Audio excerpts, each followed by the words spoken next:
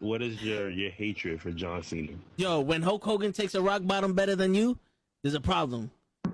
There's a problem. My man. All right, so give me the camera. One rock bottom. Yo, no, it's more than that. Show, give me the camera. I got the fucking camera. Kenny, I'm gonna have to do it for you. I'm gonna give you the whole spiel. He came out as a prototype. Whatever. You know, he slaps Kurt Angle. Ruthless aggression. I'm not into that. Whatever. He comes out as a rapper. I'm like, okay, all right, I can dig it. You know, he's from Boston, so that's a strike. You know, us New Yorkers, we don't fuck with Boston too much, but you know what? I'll look over that. He's doing his thing. Something original. Some I could, you know, there's something different. It's entertaining. Comes around, and my man has a choice between The Big Show, Kane, or Shawn Michaels. And he gives the most pussiest promo I've ever heard in my life. I will never forgive this. And he's on some, well, you know, I don't want to fight The Big Show because, you know, he's a huge guy. And, you know, you got the big red machine. Who wants to fight him? And Shawn Michaels is a legend. Fuck that, bro. You already beat all these motherfuckers already. Her return on SmackDown. Okay. So I definitely read some rumors about that. Because for whatever reason, and I don't know Cody's reason, you turn around and go back, and people are gonna be, you destroyed thrones, and you go back? We have been doing this shit for ages, and he still doesn't know how to take it right. Trust me. That's it. I got you. My man, he collapsed with the kick. That's what I was That's the way he didn't collapse during the sun. It was the kick. It was and he's not even in his fucking chair when he gets in this fucking thing. He's not even in his fucking chair. Yeah, but he goes. Oh! There he goes. Both matches without the wrestlers were in the tape. And on that note, everyone, it's your friendly neighborhood. I stay loose, I stay hype. I stay loose, I stay hype. I stay loose, I stay hype. I could do this all night, cause I do what I like. Yeah, I do what I like. Yeah, I do what I like. Sipping goose, sip is right. And I go with the flow. Yeah, I go with the flow. Yeah, I go with the flow. Cause I know I'm the show. In the zone, here I go. In the zone, here I go. In the zone, here I go. Yeah, they know I'm a pro.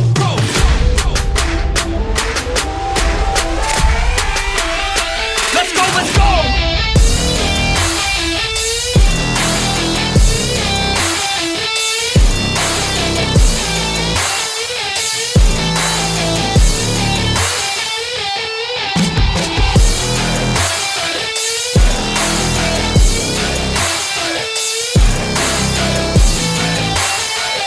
Yeah. Let's go! Here I go, I get lit, I get hype for this shit. Right.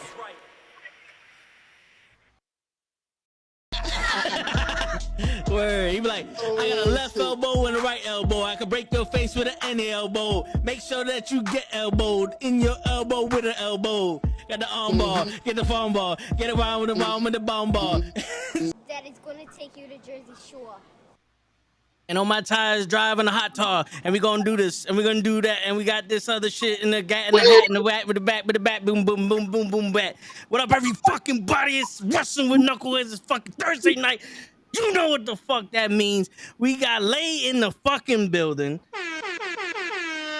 We got a show in the fucking car.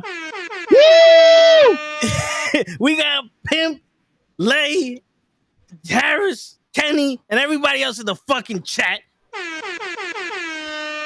We got Brock Lesnar and Roman Reigns at SummerSlam. And we got Gigi on the fucking way. So y'all holler at us and you tell us what's fucking good. It's the big bad booty daddy or the big bad toey daddy in the fucking building. Holler if you fucking hear us. Where our freaks at, Lay? Where the fuck our freaks at? They come out right now at 9, so they're nice. out there. The freaks come out at 9. That's it. Woo! Look at the moves on my man. You see that shit? For the record, Show got here before me today. Really? Yeah, yo, I set everything up. I had everything up. Yeah. Hold on, we gotta give Show the. Give me the my props. round of applause, baby. We gotta give him the round. We gotta give him what we gotta give him. You know what I'm saying? But yo, I had everything set up. I got home mad late because my boss, they threw a little fair at my job. I went there to get the free ice cream. Mm-hmm. You know, they said chocolate, I'm in there. My boss is like, oh, Vinny and Joey, come here, blah, blah, blah. I need you to get me an umbrella. So you know that little thing that you take the hammer and you hit the shit, you hit the bell? Yeah, yeah. So my boss gives me the ticket and I'm like, all right, fuck it. People are missing. I don't know how they're missing this shit. So I take the hammer, whackata, bing. Yo, dude, I almost hit that hammer off the little fucking nut that was there. Mm-hmm. Yo, my coworker saw that. She's like, yo, can you get me the umbrella? So the girl was like, all right. So I said, fuck it. Bing. Yo, I had 5 people back to back. Can you do this for me? Can you do this for me? And I was like, yo, I'm trying to look for Krills.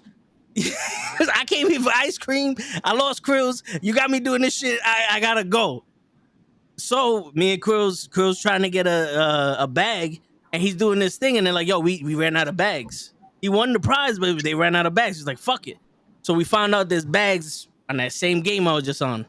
So when I walked around the corner to watch him do it, this lady's like, yo, can you do me a favor? I'm like, what happened? I saw you like light this shit up on fire early. Can you do this for me too? So like, Nope. Because the girl was like, the girl rolled her eyes and she was like, go ahead. So I did it again. Boom. Yo, this guy was like, yo, this man is cheating. You see how big this nigga is? Why you let this nigga play? An old woman was like, yo, can you do this for me too? So I got that. Yo, the woman running the game was like, I'm sorry, honey. You can no longer play this. Why not? You can she does. I don't have enough bags for everyone. It's like, with the rate you're going, I'm gonna have to give everybody here a fucking bag. I don't have a. She dead ass was like, you're banned from this game. I was like, what the fuck? Yeah, I'm like, yo, but I didn't even get none for myself. Everybody else is getting. Can you throw me a bag on the side? What's up? You know what I'm saying? But nah, yo, these motherfuckers like, we gotta make these shits last, and that shit about to go. You keep hitting it for everybody. I'm like, fuck. And then Krills get online, and Krills gets online, he smacks the shit out of it, and I'm standing there like, that's my boy. That's my boy. And they looking at both of us like, you motherfuckers. I was like, hey man, They together. word. we rep the same smart tech, motherfucker. We both went to Blink. So after I set all this shit up, like, I went to go eat. I come back, yo, and 8:59 shows in there just blabbing her away. I don't even know what he's saying. And I'm like, yo, show, give me a second. And that's why we came on at like 9:01, but it's all right though. I said, yo, you late. You fired. Shit. Yo, what's going on, Eric? Go ahead, show. Go ahead, show. I said I would have been here, but my wife called me and messed everything. I was dancing to the intro, bro. The intro was awesome, by the way. Thank you. I did another freestyle, but I did it in the style of today's rappers, the mumbling. I did the mumbling, the stumbling, and the bumbling with the rumbling, the cumbling, the bubbling, the babbish, the boobish, the bish, bash, but you know what I'm saying? That bullshit. A little bit of southern there. I did the country bumble. That's it, baby. Double diamond. Just like Big Pun. Aris goes, what do you guys, how do you guys feel about WWE going back to the TV 14 rating? I don't think it's going to make that much of a difference. More slicing. More blading. More realistic. I think it's going maybe a little more cursing. I think I'm going to like it. Nah, not the way that Ronda Rousey does this shit. Dude, let me just do this real quick. It's a quick 10-second rant. Ronda Rousey can't wrestle, she can't punch, and apparently she can't fucking curse. I've never seen somebody use the word bitch wrong so many times. Like, bro, bitch is like fuck. Bitch is like fuck. It's hard to use it wrong. Yeah. How you use it wrong? Like, yeah. Come on. I'm screaming now. You know. Yeah, I don't think it's gonna make a difference at all. The writing's the same, so that's it. You know what I'm saying? The writing's gonna be exactly the same, except now they're gonna do more outlandish shit physically than they will do anything else. You know what I mean? Yeah. Yeah, I mean, the only thing I think that would probably change is maybe when they word the little curse. Maybe when they have someone like Veer punish someone, it might be a little bit more vicious. Mm-hmm. It won't be so okie dokie. And maybe but it won't be delicious. No, never. Veer cannot be delicious. I'm just sorry. I'm sorry. Those are the facts of the case. Mm-hmm. You know what I'm saying? If you have any discrepancies, call that number right there, 100 facts. they'll let you know. But I also think that what would benefit is those stupid ass videos they have in the background, like that whole barbecue shit they did for the 4th of July. I think they'll get away more with the DX style jokes and shit. The problem is you don't have anyone to tell those jokes. Everyone is so vanilla now. Not the Miz. No, I agree. Yeah, but the Miz is talking about his balls. Hey, that's PG-14 to me. No. He's you got no marbles. You saw that shit, late. He pulled the fucking. Yeah, he pulled the dude from Major League 2. Yeah. He pulled a major league on us. He's fucking talking to Serrano and shit all of a sudden. All right, how did you guys like the tag team title loss? The tag team title match last night with Keith Lee and Rich Swann. I think you're talking about Swerve win the tag team titles after the Keith Lee dedicated his match to his best friend in terminal cancer. I didn't know he dedicated his match to terminal cancer. Yeah, same here. Yeah, I'm happy to see anybody but the Young Bucks be champions. Yeah, I hear that, but that match was not the caliber of a fucking title shot. That match had some problems. You know what I'm saying? Like that match really had some fucking problems. I don't know if you saw it, if you felt the same. I felt like, one, why is it that Swerve looks like he's about to turn his back on Keith Lee? Yeah, he does. Agreed. Yo, in the video that we have for Lay on the Knucklehead Network on the IG and on the short film YouTube, Lay said, "I'm starting not to know who these characters are. I don't know what Swerve wants to do anymore." I don't. I'm like, is your face a heel? Does he want to be tag team partner? Doesn't he? It's like it's never decisive. And now they win the titles together. And now is this to be a bigger heel turn or a more decisive one, or is this just because you want the Young Bucks and FTR to have a match and then have a match for the titles? It's weird. I don't know. Yeah, I don't know. I honestly think it would have been a better situation if FTR beat the Briscoes and then had a match with the Young Bucks, all the titles on the line. Or if you have any kind of brains, you have the Briscoes, FTR, and the Young Bucks. Yeah, that would be a scenario that would make a lot more sense. It would. Mm-hmm. Especially the way that Keith Lee and Swerve are operating. Like when they first started, it was dope, but then you see the missed timing. Like I don't know what's going on, but you got to produce your matches better. Like there was some cool shit that happened, and then there were also some cool shit that could have happened if you didn't fuck it up. You know what I'm saying? Mm-hmm. Like, motherfuckers ain't that smooth. And no knock on you. Like, don't get me wrong. Show wouldn't be able to flip like that off the turnbuckle, but if he jumped on my chest and flipped off that shit would look like a masterpiece. You see, look. I don't know if you can see it on camera, but you see the My Hero Academia's dancing. I thought The Rock had to do that shit. That shit solid gold, motherfuckers. So I hit the bell. Bing. Word. I don't fuck around in this motherfucker. You know what I'm saying?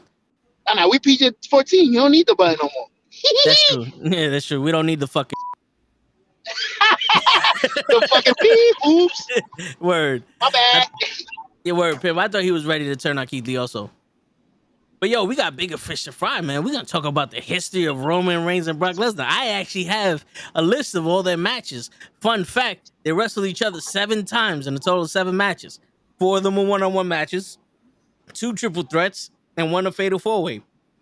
Now, I don't know if they count the first time they fought at WrestleMania as a triple threat because Seth Rollins cashing the Money in the Bank. But if that's what they're doing, good for you. But we're gonna talk about the history of this shit. Why? Because we're gonna manifest this shit never happening again. Damn, he's using big words. Yeah, yes. Yes. She got serious. Yeah. We got serious. We got serious for this one. It's not that I don't love seeing Brock Lesnar and Roman Reigns exchange words and I don't, but go ahead. No, but you know what I'm saying? Like, I love the dynamic of Paul Heyman being in the middle of Roman Reigns and Brock Lesnar. It's almost like Paul Heyman, when you do the Eiffel Tower and Paul Heyman's in the middle, bro, you got yourself a shish kebab. That's all I'm saying. I'm here all week. Don't look at me like that, Lay. You know we all had that fantasy. Anyway. No, we did not. I'm gonna strongly disagree, and I'm also gonna backpedal and go, hell no. Hell no. My man Lay looked at me like Yep, absolutely. What? Why would you do this? I'm looking at you like when I look at Show when he tries to pull out a fact, I go, why would you do this? No, yeah, but it's funny to see Paul Heyman react to shit. Like Roman Reigns is chilling there all cool and suave. He's like, yo, I smashed everybody in this roster. I smashed Brock Lesnar at WrestleMania. And he wants to come back to me. And you see Paul Heyman's petrified and I'm like, yo, wise man, what's the problem? Tell me, wise man, what's going on? Brock Lesnar is a beast and the only one that can beat you. Like that dynamic that Paul Heyman runs into, I love it. All day I can see Paul Heyman sell this match. The problem is, the last time they wrestled, they didn't do anything. They literally did jack shit. Mm-hmm. A couple of spears, maybe a couple of fucking belly to belly suplexes. German suplexes. German suplexes. And that's it. Yeah, that's all they did. And in my book, that's nothing. Yep. And I had, dude, I don't know if you guys remember when we spoke about that match, I had it on some like, the psychology of that match could have been the best match they ever did. This match still could be the best match they ever did because, believe it or not, guys, they have the potential to make one of the best matches we've seen this year, if not, one of the top 50 matches we've ever seen. Brock Lesnar is a fucking freak. He's an athletic freak. Don't get it twisted. You know what I'm saying? And Roman Reigns has shown he can keep up with anybody. And all they need to do is change the way that they tell the story in this match. Agreed, yeah. Brock Lesnar is a fucking Division I championship wrestler. He's a UFC champion, heavyweight champion. He held the title, Blay. He held the title. Yeah, but once it's like Ronda Rousey. Once he faced some actual competition, Frank Mir, how did that go? the best heavyweight. You know what I mean? Yo, listen, man. I'm just saying, the moment Overeem and Kane came in there, Hoss's real legit dudes came in there.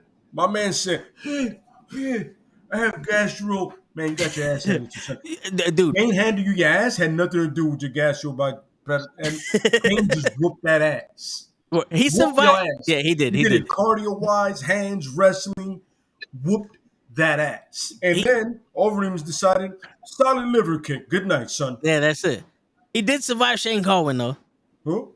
Shane Carwin. He survived him. He survived him, yeah. Shane gassed himself out, but I tell you this much. True. There was at one point he was out and the ref didn't see it. But I digress. No, I hear you. But the thing is, due to the story, he's a UFC champion. That's how you got to do it to the story. Yeah. And I agree. Yeah. But when real competition came through, ass whooped. True. But by no means is Roman Reigns real UFC competition. No, but Roman Reigns was a collegiate football player, so that gives to his athletic background. Yes. Now I will kill him. Yeah, no, but I'm just saying. But here's the thing, though. We're talking about professional wrestling. Oh, of course. Yeah. So Roman Reigns is a decorated athlete himself. He's multiple time world champion, universal champion, United States champion, tag team champion. I believe he was Intercontinental champion once, if I'm not mistaken. Yeah, he was. Yeah, so you're talking about a Grand Slam champion also. You know what I'm saying? Like, on paper, this match always is supposed to be the best match we've ever seen. Absolutely. And we're not getting that. We're not getting that because Brock Lesnar... It's booked the complete opposite. Yeah, because Brock Lesnar just wants to do the German suplexes. And damn, listen, you took my word away. Yeah, no, but listen, bro, here's the thing, though. A lot of people in MMA go... all you want to do is take him down and hold him. Well, stop him. Stop him from doing the German suplexes. So if we have Brock Lesnar figure out how to stop Brock, we have Roman Reigns figure out how to stop Brock Lesnar from doing the German suplex, and we actually make Brock Lesnar wrestle. This is going to be a good match. I agree. Can I ask a question? Whatever happened to that reversal they used to do when you grab them by the waist and then you swing on under and go behind them? Yeah. It used to be a reversal. Like, No, yeah. I haven't seen that in a while. Well, the thing is, you got Brock Lesnar. Well, remember, in wrestling, professional wrestling, Brock Lesnar is a fucking beast. You got him. You got him grabbing you. You going where he want. Okay. So I can see him doing that reversal, but let's start telling a story in the ring about the match. Like, these guys should know each other in and out. Like, let's start acting like that. Surprised by anything at this point. Nah, we shouldn't be getting 17 spears. Yeah.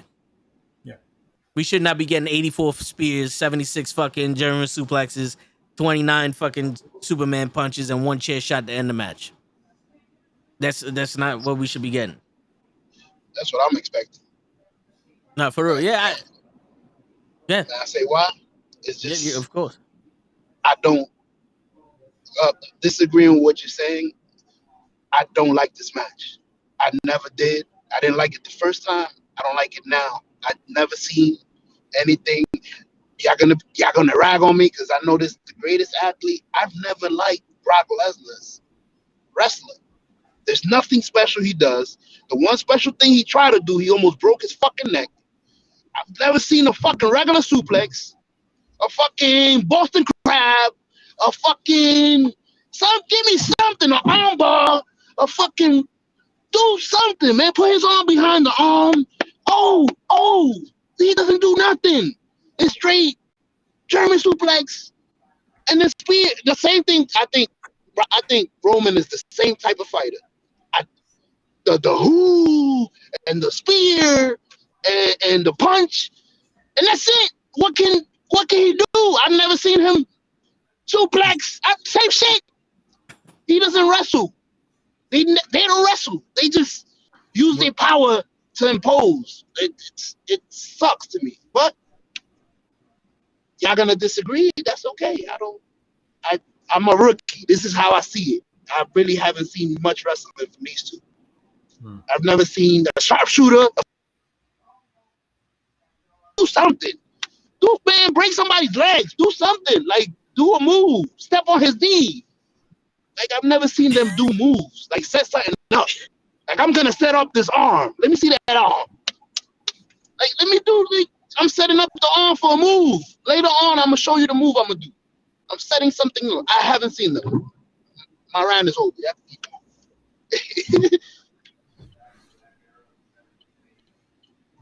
Damn, I made y'all quiet. I'm sorry. I see Lay's looking at it. I'm like, yo, you want to take this one, Lay? What's up? I don't know what the who is. You talking I'm just giving you examples.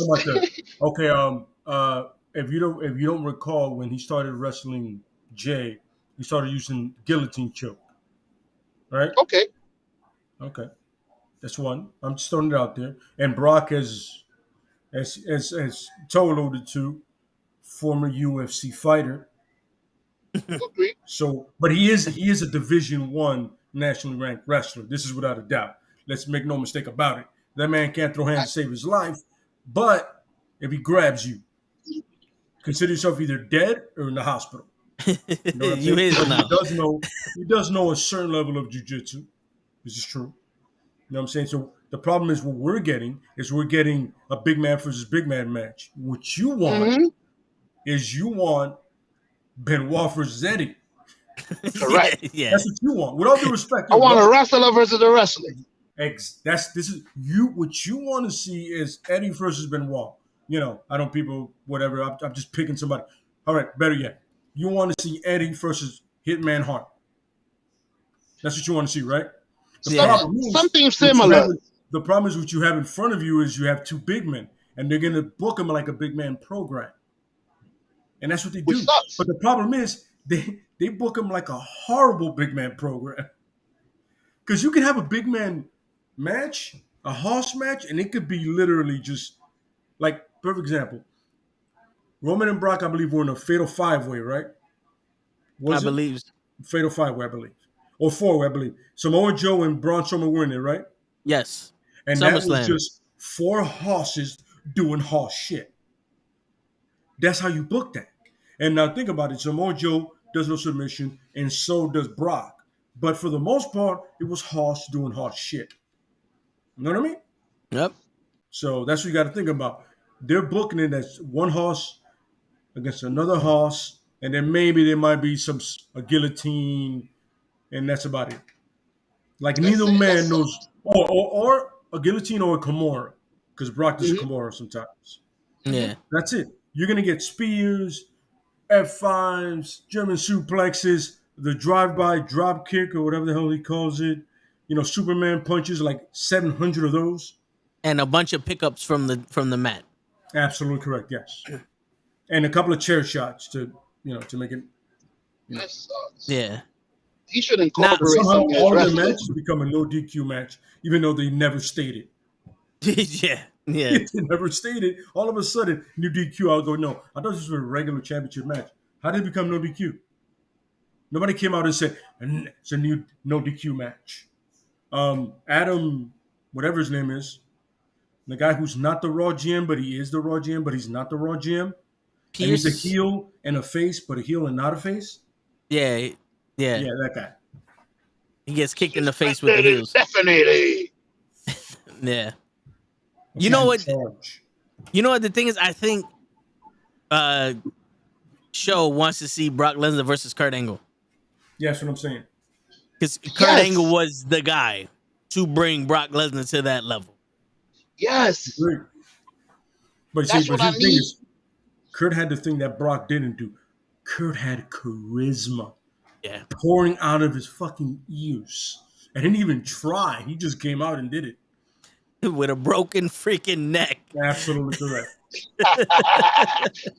God bless that man. Yeah. Woo. Yeah. So and the crazy thing is, I think the reason why we're tired of this match is because of this first match. The first match at WrestleMania in 2015. This was when Roman Reigns won the Royal Rumble and The Rock endorsed him. No one liked the Roman Reigns at that time. That was Roman winning the Royal Rumble a year too late. Blue eyes with the blue eyes. Yeah, yeah. Roman was supposed to win the Royal Rumble the year before that. And everyone was like, yo, what the fuck? And he didn't win, and then it was almost like they made it up to him with that Royal Rumble. But that Royal Rumble, everybody wanted Daniel Bryan to win. Remember, they booed Ray. Yeah. Because Ray was number 30. I go, yo, I've never heard Ray get booed in my life. Yes, Yeah. yeah. I was like, but by the way, a great disclaimer, it was in Philadelphia, and Philadelphia is one of those, they call it wrestling crowds. Kind of like New York, Yeah. and Chicago. Those crowds that are like, yo, don't bullshit me, son. I've been through all this. We know what you do. That's relate that to a New Yorker that's been through everything. They're like, oh, nothing shocks me. But Yeah. don't bullshit me. You know what I'm saying? Yeah. Don't bullshit or bullshitter. Yeah, exactly. No, but yeah, I think that's what hindered it because no one wanted to see this match at that time. Everyone wanted to see Bryan Danielson, or Daniel Bryan, and it was like now you're shoving it down our face. We're not rooting for this man no matter what the fuck we do. And they had to save it with Seth Rollins coming down and cashing in. Yeah, like I said the last time is,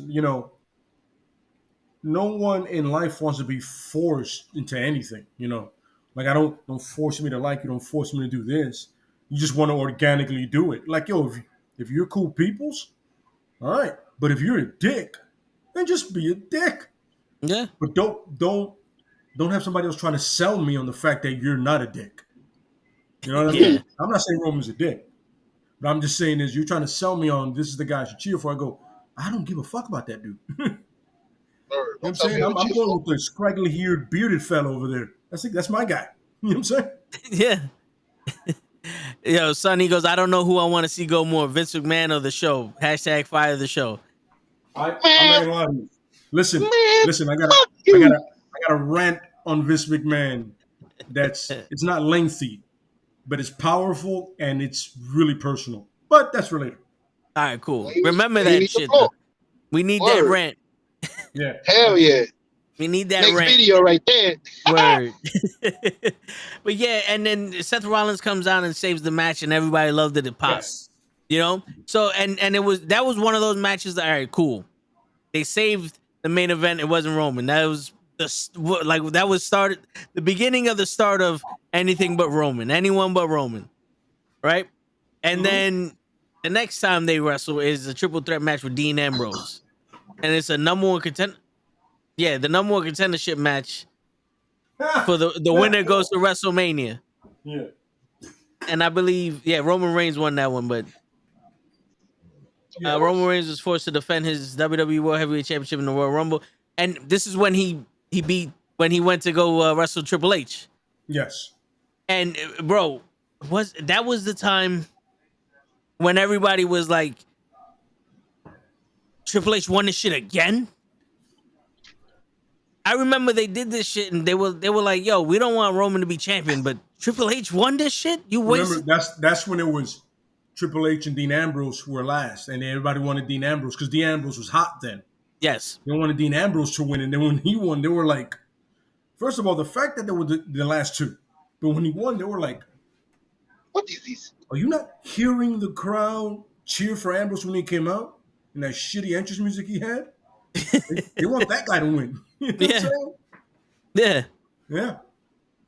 And then Triple H wins this, and it's obvious. Remember, we all know, as much as people love what Triple H is doing with NXT, we know the business.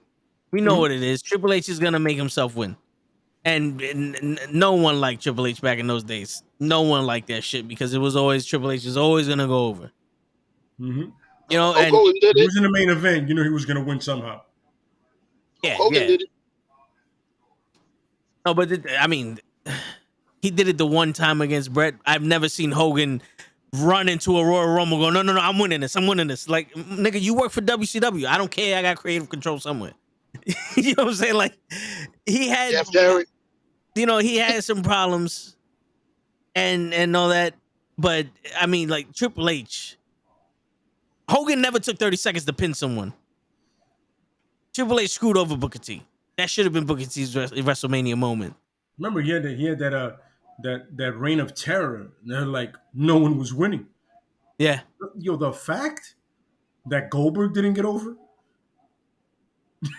Yeah. Goldberg. Yeah. The hottest dude in WCW, period. Yep. Yeah, and the only person he actually let go over was Shawn Michaels. Surprise there? Not really. Yeah, it was surprise. It was more of a surprise what Shawn Michaels wore in the Elimination Chamber, but yeah, that shit brown gear he was rocking. Word. Are you guys all our eyes? For real? You guys buying tickets for the Arthur Ashe Stadium next week? I gotta see what's up, Sonny. I want to see how much those tickets are first. But yeah, because I think after the success of last year's, they're gonna be on some. Oh, you guys really loved it. Jack up the prices. Oh yeah. I don't remember seeing no fucking pre-sale code neither. I don't know if y'all seen it. No, not yet at least. Word. I'm hoping Kenny, the Brock boot, could be useful somehow and get some of it. For real. I'm saying him or probably I know sometimes Pro gets it too. Yeah. Or Heels. Heels, you out there. We didn't forget about you, Heels. Well, that's right. Warlow's boot. Yep. They're a thing now. Yeah. He dedicated that match. And then we got the Seth Rollins boot. I got to throw him out there. You know who we're talking about.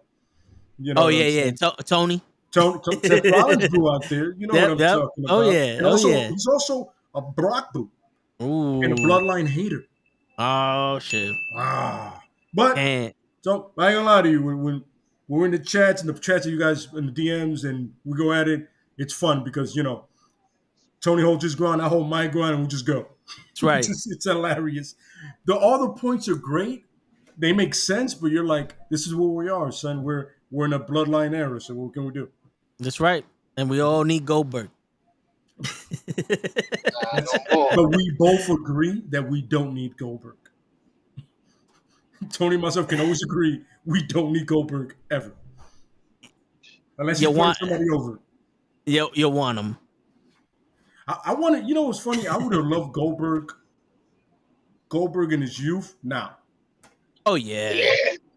That would have been awesome. Because then that would have been a dynamic between Brock, Roman, and him. Pretty much, him and Roman have the exact same pretty much moveset to a sense. Yeah. Pretty agile guys, even though I think Goldberg is a little more agile in his youth. But then Brock and Goldberg have a similar background, in the sense of They all kind of do. So that would have made a great triple threat kind of deal going. Oh yeah, You know what oh I mean? yeah. Because because Goldberg in his youth, he trained. He took a couple of classes in MMA. He had those. He had the agility to throw the kicks and to do those little slick, submission moves. He knows about the kicks because Bret Hart knows about it more. Well, I don't think Bret Hart remembers the kick. And I know because he ended the career. I know he saw it. Yeah, on replay. Yeah, I don't think he remembers it though, but he definitely he felt it. No, but that's one thing I wanted to do here, and I forgot to tell you fellas is like pick somebody in their youth and plug them into now. You know what I mean? But we can do that another time, or maybe you can maybe a whole slew of people, tag teams, mid carders, like rebook it right now with the wrestlers we have now, and we book it with those guys and insert them now and see how interesting that would be.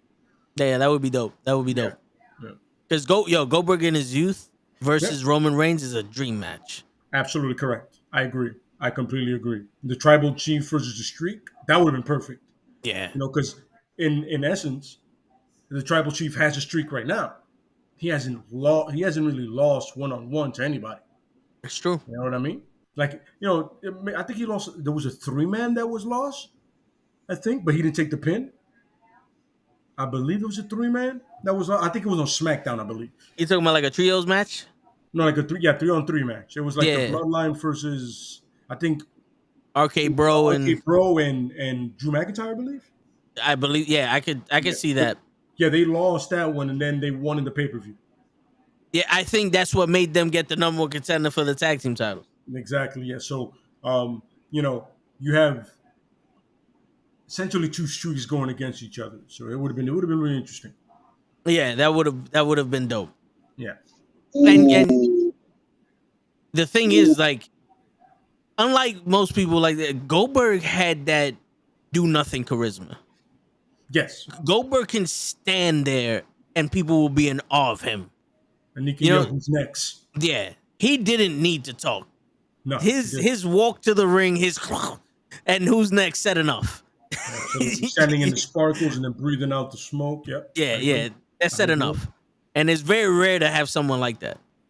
And it's funny, think about it. The other guy got to give credit for that. His thing to go from wooing to just being in the Raptors on him and just coming down, pointing a bat.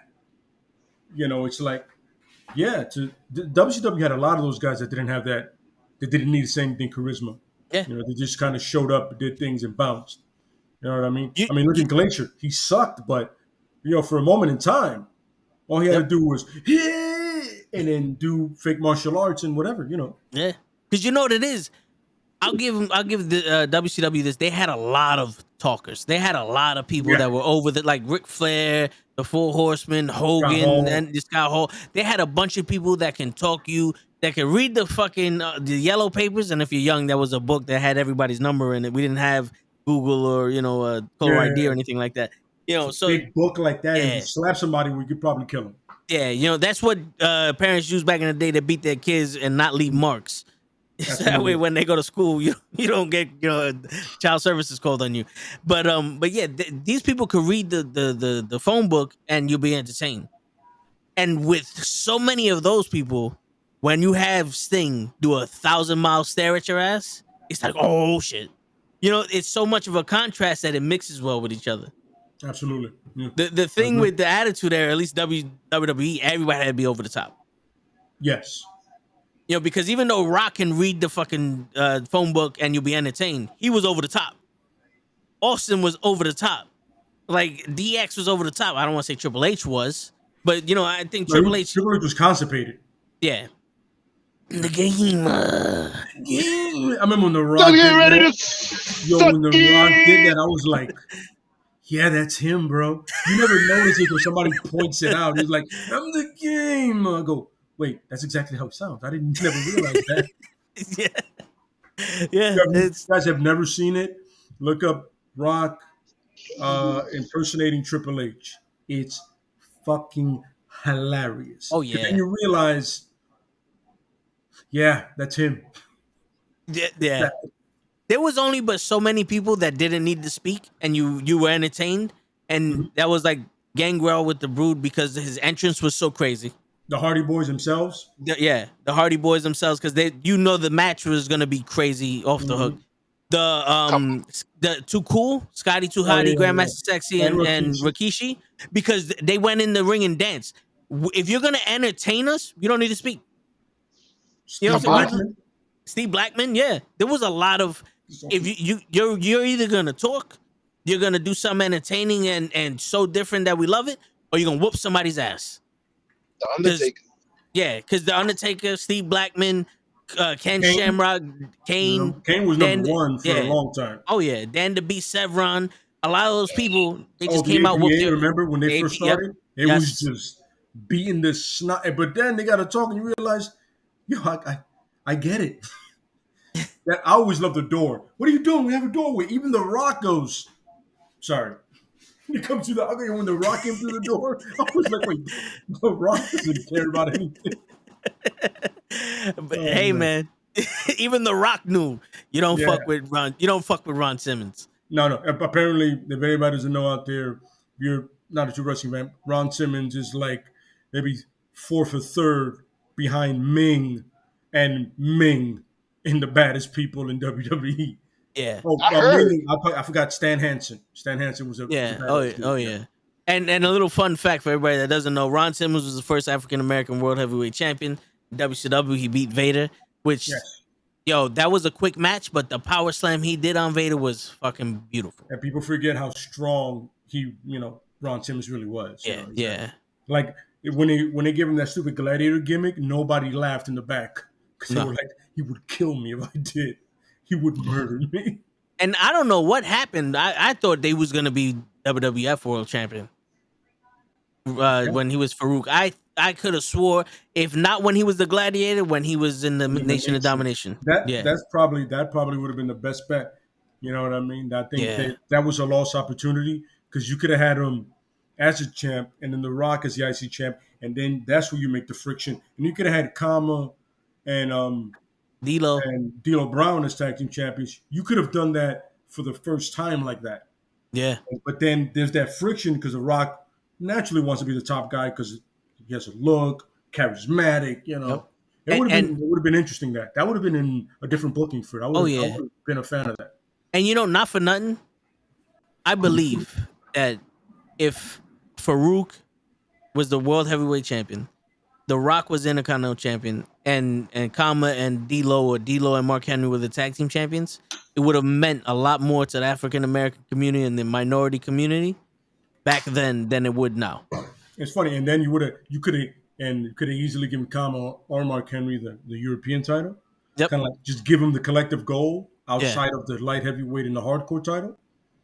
It would have been perfect. You know what I'm saying? Yeah, because not for nothing, the racial tension back in the day was, I felt like it caused riots and people died because someone got fucking beat and shot 81 times for pulling out his wallet. You know what I'm saying? Like, there was a lot of shit back in the day that we were separated and it was clear. Yeah. It was fucking clear. You don't drive down a good neighborhood if you're a colored person in a nice or decent car. You're gonna get pulled over. They think it's stolen. We didn't have none of this happening. Oh yeah. The first time I got my driver's license, that first week I got pulled over for nothing. I got pulled over though. Yeah, it's Spanish man in a sports car. Get him. Profiling out the ass. But I honestly think it would have meant a lot more back in the day. But I would have just loved to see it. I think Farouk as WWF champion just is history. That was lost. Yeah, man, you could have done it for 2 or 3 months and then have to sort out with him and The Rock, with The Rock takes. But the thing is, you had Austin. He was red hot. He was doing that program. But I felt that program didn't need a title. They just needed them to. You know what I mean? Very much so. Yes, was literally the most add-on thing to that rivalry ever. You know what I'm saying? It's funny. It was even add-on to The Rock and Austin because at that point it was just them like, yo, I just got to be the guy. I don't have to be the champ. I just got to be the guy. I got to be the top guy. You know what I mean? So, yeah. Well, it made sense to interject the titles for The Rock and Austin because you wanted your top guy to be champion. you know? Absolutely. You couldn't have no quote unquote jabroni being the world champion when The Rock and Austin are going at it. Yeah, You know? yeah. But it was funny. I think that dynamic would have probably been one of the better ones for the Attitude Era, and it would have changed a lot of the way I know we see WWE, because when we say the whole the with Braun Breaker, the extra K silent, now it's legitly loud. Yeah. It would have probably not been as pronounced, the racism in it that it is today. You know what I mean? Yep. And we're not calling anybody in the WWE racist. We're just saying that the way they do things is fucking racist. The booking is racist. Yeah, the booking and the history is fucking racist, bro. It's not even. And you know something? AEW's following suit. I'm not afraid to say it. I don't give a shit if your tag team champion's African American right now. What you did to Scorpio Sky when you first fucking brought him in, he was supposed to be one of the top guys. What you did to Scorpio Sky is a fucking disgrace. I'm sorry. Love Wardlow. I'm happy he's a TNT champion. But what you did with fucking Scorpio Sky is a fucking disgrace. Sorry. There's no reason for Scorpio Sky to win that brass ring thing and not have a title shot. Yeah, word. It's bullshit. And the guy has a look. He can talk. He's built. I don't know what fucking wrestle. And then here's the crazy part: the guy can wrestle out his ass. Facts. They fucked them over like that. Yep. You could have easily had a run between Moxley and Omega. You could have had a run for 4 to 5 months. You know what I'm saying? And then like Omega, they come after him or whatever, and the SoCal crew isn't up to strength, and then the Elite do their thing, and Omega wins, and then you continue the title collector thing. But there is no reason why Scorpio Sky couldn't have a moment, a slice of AW champion in between it. Nobody would have thought less of it. A lot of people would have thought better of the company. Yeah, and not for nothing. People neglected the lacking of the women's booking probably if you did that. Yeah, yo, not for nothing. Scorpio Sky beats Jericho for the AEW World Heavyweight Championship. And loses it to the limit. Yeah, and he loses it to Omega. Yeah. Bro, I don't see anything wrong with that. Look, losing it to Omega or Moxley makes sense because these are two guys that are well established, have history somewhere else, and they're big signings. Yeah. Both guys are massive. Like, look, Jericho wins it, right? Then the number one contendership happens. Like, he gets close to beating Jericho, and Scorpio goes, yo, listen, I almost beat you. And then he puts him through a gauntlet thing, and he beats everybody, the 10 Ortiz and everybody, beats Jericho, man, with double or nothing, right? Yep. Then all of a sudden, Moxley comes in. He's like, yo, listen, I get you beat Jericho, but I'm number one ranked. Ranking system is in effect. What? I'm number one. I need my title shot. He doesn't win it the first time because Jericho interferes on somebody like, yo, I feel like I lost somebody lesser than me. Moxley takes out Jericho, then you go back, and then finally Moxley wins it. But for 5 months, he's defending the title the way Moxley's defending the interim title right now. Yep. Every Wednesday, there's a new contender. And that's how you build up your title. And then Scorpio, once he leaves the title thing, even if he goes back down to the TNT title or the Mid-Atlantic, he goes back to whatever he does. He can always be a contender. Like if he's ever in a tournament for it, you can believe, yo, Scorpio was a champion once. Yo, there's a chance he could win it again. Yeah, this is true. And then you have another viable threat to the championship always on hand. But the hell do I know? Word. You know, and the crazy shit is Jericho winning the title the first time makes the AEW title legitimate. Yeah, absolutely. It makes it legitimate. Absolutely. Scorpio correct. Sky beating Jericho for the title makes every other person in AEW that's not a WWE wrestler legitimate. Absolutely. It makes everybody a viable threat to that title. Yes. Especially because Scorpio came from the Indies, was a former tag team champion, right? With two established talented individuals with Frankie Kazarian and Christopher Daniels, especially for Christopher Daniels. Not against Frank Kazarian. I loved him in TNA and the X Division. Definitely one of the pioneers of that. But Christopher Daniels, an RH original, TNA original, now this, that just solidifies that anybody in that program, Darby Allin, Orange Cassidy, MJF, Wardlow, anybody, there's a possibility that anybody at any given time can win that title. Yes. And then you have Moxley or Omega beat Scorpio Sky, you prove they're the best. Yeah, absolutely. You know what I'm saying? Like if Omega came in on some I'm the best in New Japan, and I'm coming here to collect the titles, and he beats Scorpio Sky, maybe the second time, or like it's one of those things where the first time gets spoiled, or or like Scorpio just gets it by the skin of his teeth, or he loses in a triple threat and he didn't get pinned, and Omega beats Scorpio Sky. It's proof this guy's the best, and it legitimizes anyone from Japan. Because now it's like, hold up. With all due respect, you don't need to do that, but I see where for the like American fans. I get it. You know, for like show, you know, for people who aren't accessible to it, they're not privy to the New Japan style of those wrestlers. Because then when you have that and you bring in someone like Okada or the Sling Blade, you instantly go, these guys are some top dudes. Yeah. These guys, they come in here for they mean business. I agree. You know? I completely agree. Yeah, you know what I'm saying. Yeah. And then funny thing is, you can actually right after that, you can book Omega, Pac, and Orange Cassidy, and then it just elevates the fact that Pac and Cassidy, mostly Orange Cassidy, because people know Pac well enough.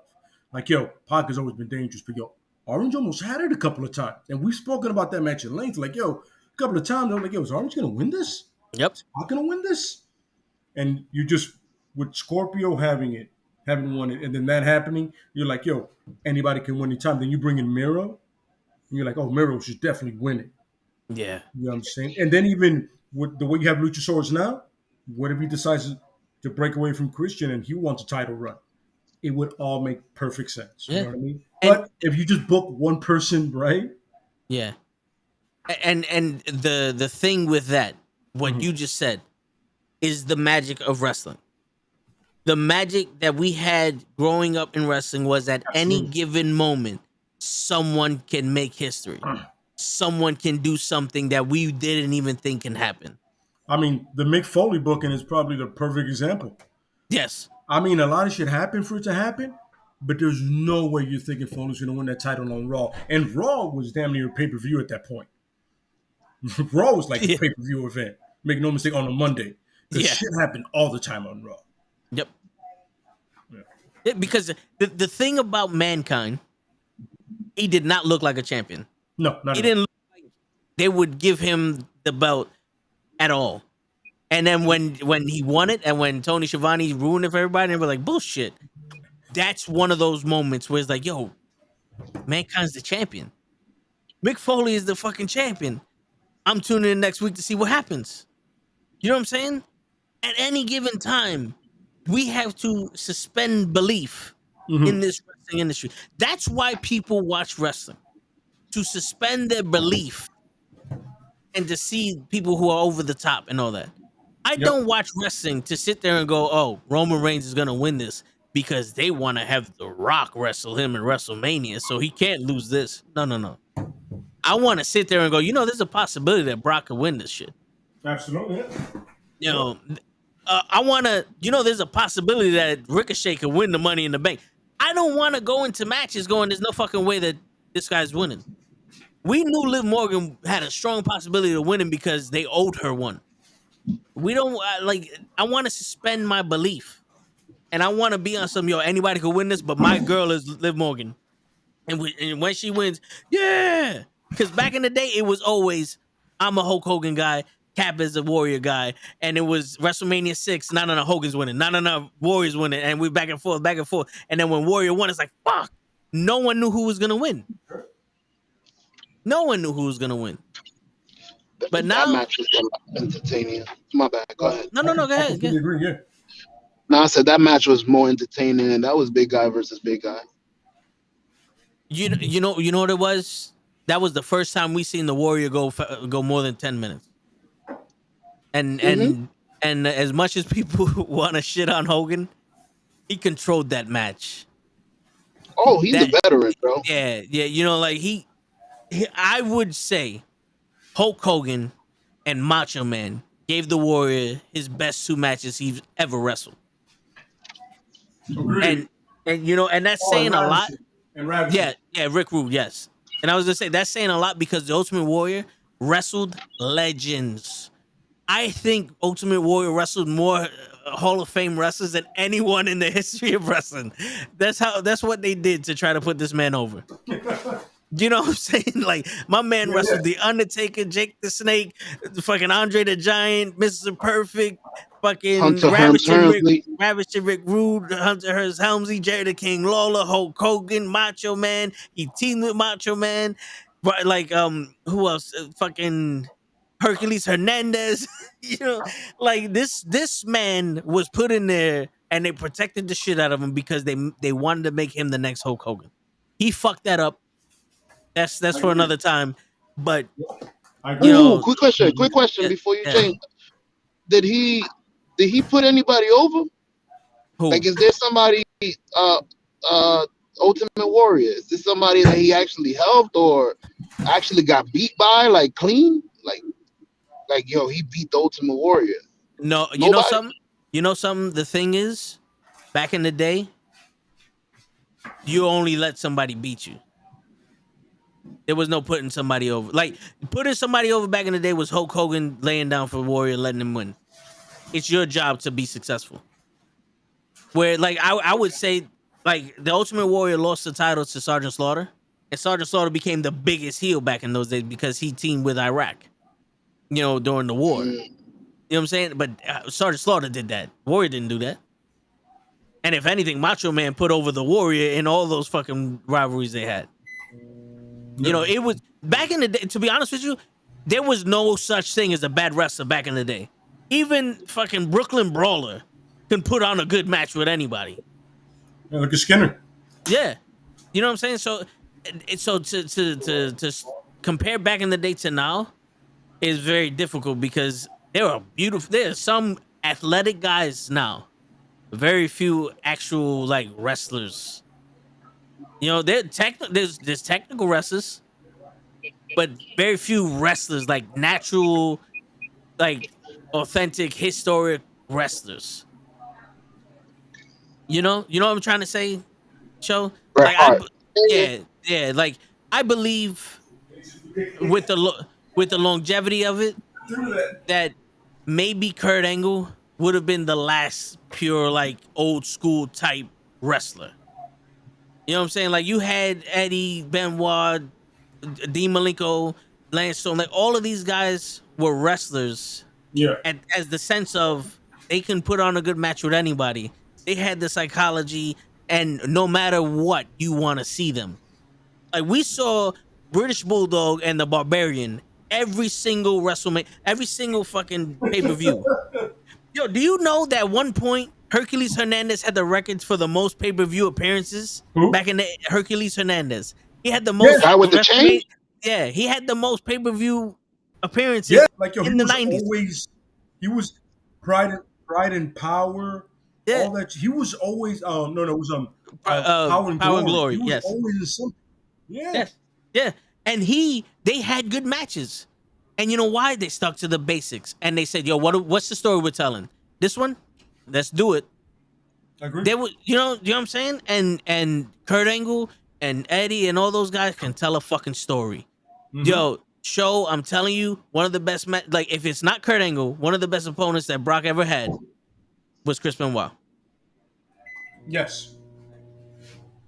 It was Chris Benoit. And that was because Chris Benoit controlled that match, and we saw the story. It was Chris Benoit pushed the limits of Brock Lesnar, even though Brock Lesnar was twice the size of him. And I'm sorry to say this, because I know everybody loves this fucking guy. Bryan Danielson wishes he can do that. There's no more of that in this era of wrestling. There's no more of that. Everyone needs to put on a spot now. There was no spots back in the day.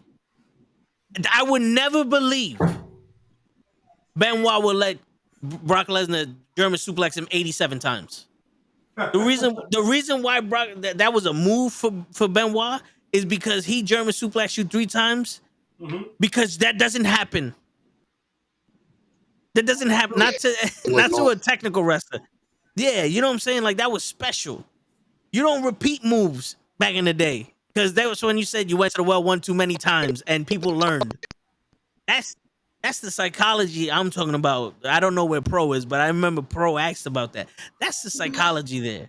You know what I'm saying? Like Ric Flair never went off the top rope and hit a successful move because he's not supposed to go to the top rope. But every time his ass went to the top rope, someone caught him because it wasn't natural. And that's the story. He's always had that story with anyone. Yeah. Yeah. No, You know no, what I'm no, saying? no, no. Like this is what I'm talking about. And to relate Ultimate Warrior and Hulk Hogan to Brock Lesnar and Roman Reigns, there's no one leading this dance. They're sitting there going, all right, what do we do? I need my German suplexes, I need my spear, my Superman punch. There's no I'm gonna go after the leg of Brock Lesnar. You know, I'm gonna Like go I after the said. back of Brock Lesnar. I'm gonna go after the midsection. There's no, like, yes, big man versus big man, but you can still have something that goes, all right, Brock Lesnar's bigger than me.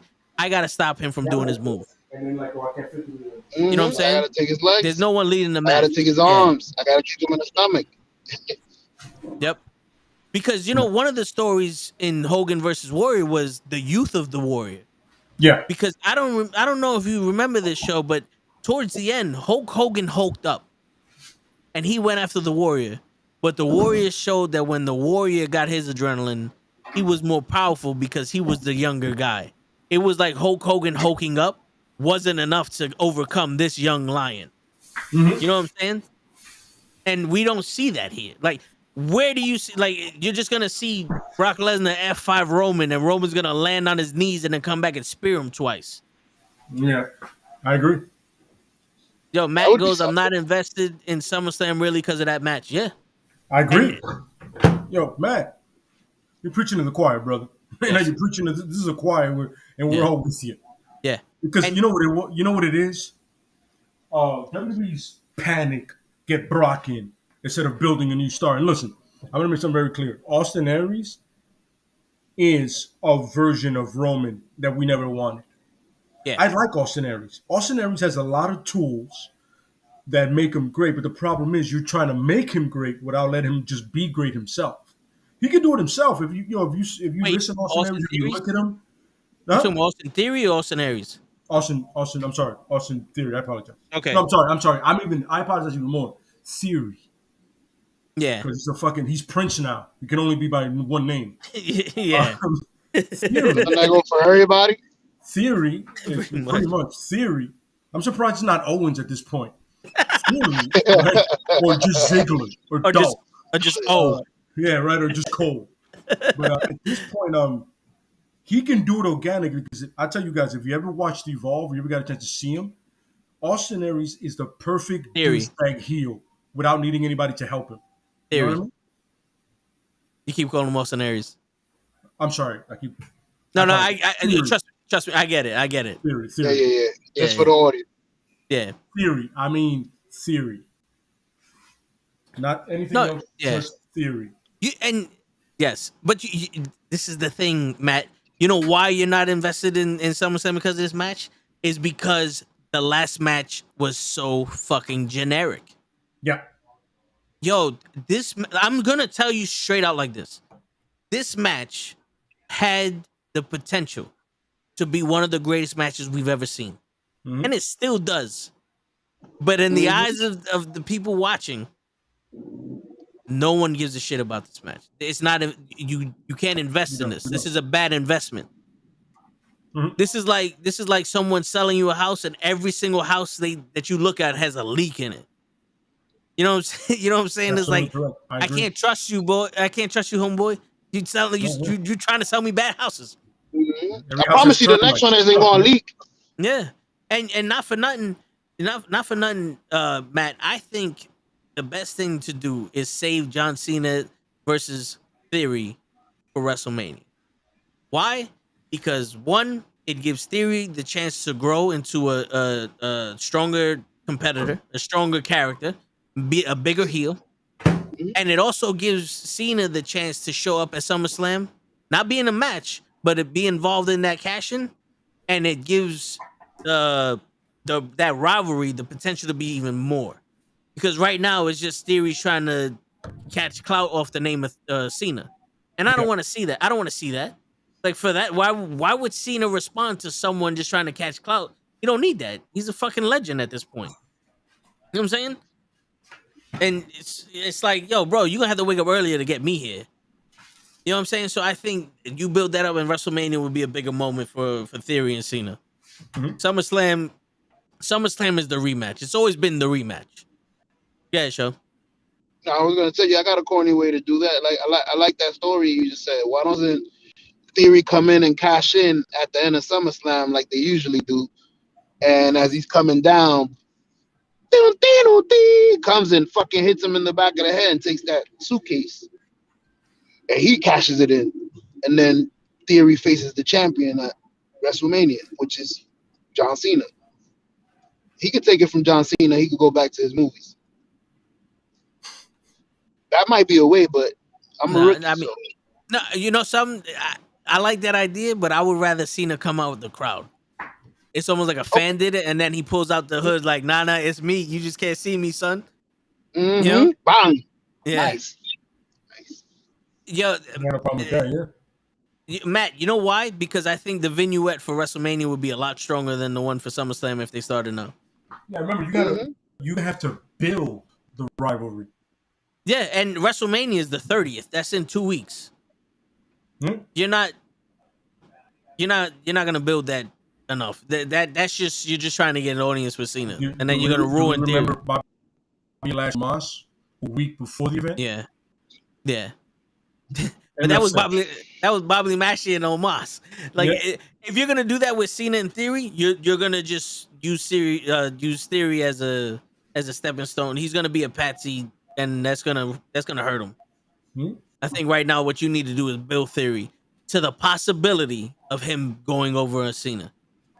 That's the one, like I said earlier, that's the one thing we're lacking is the suspense, is the suspense of the yeah. You know, another thing is, let people hold on to the. Remember when Orton was teasing cashing in all those times?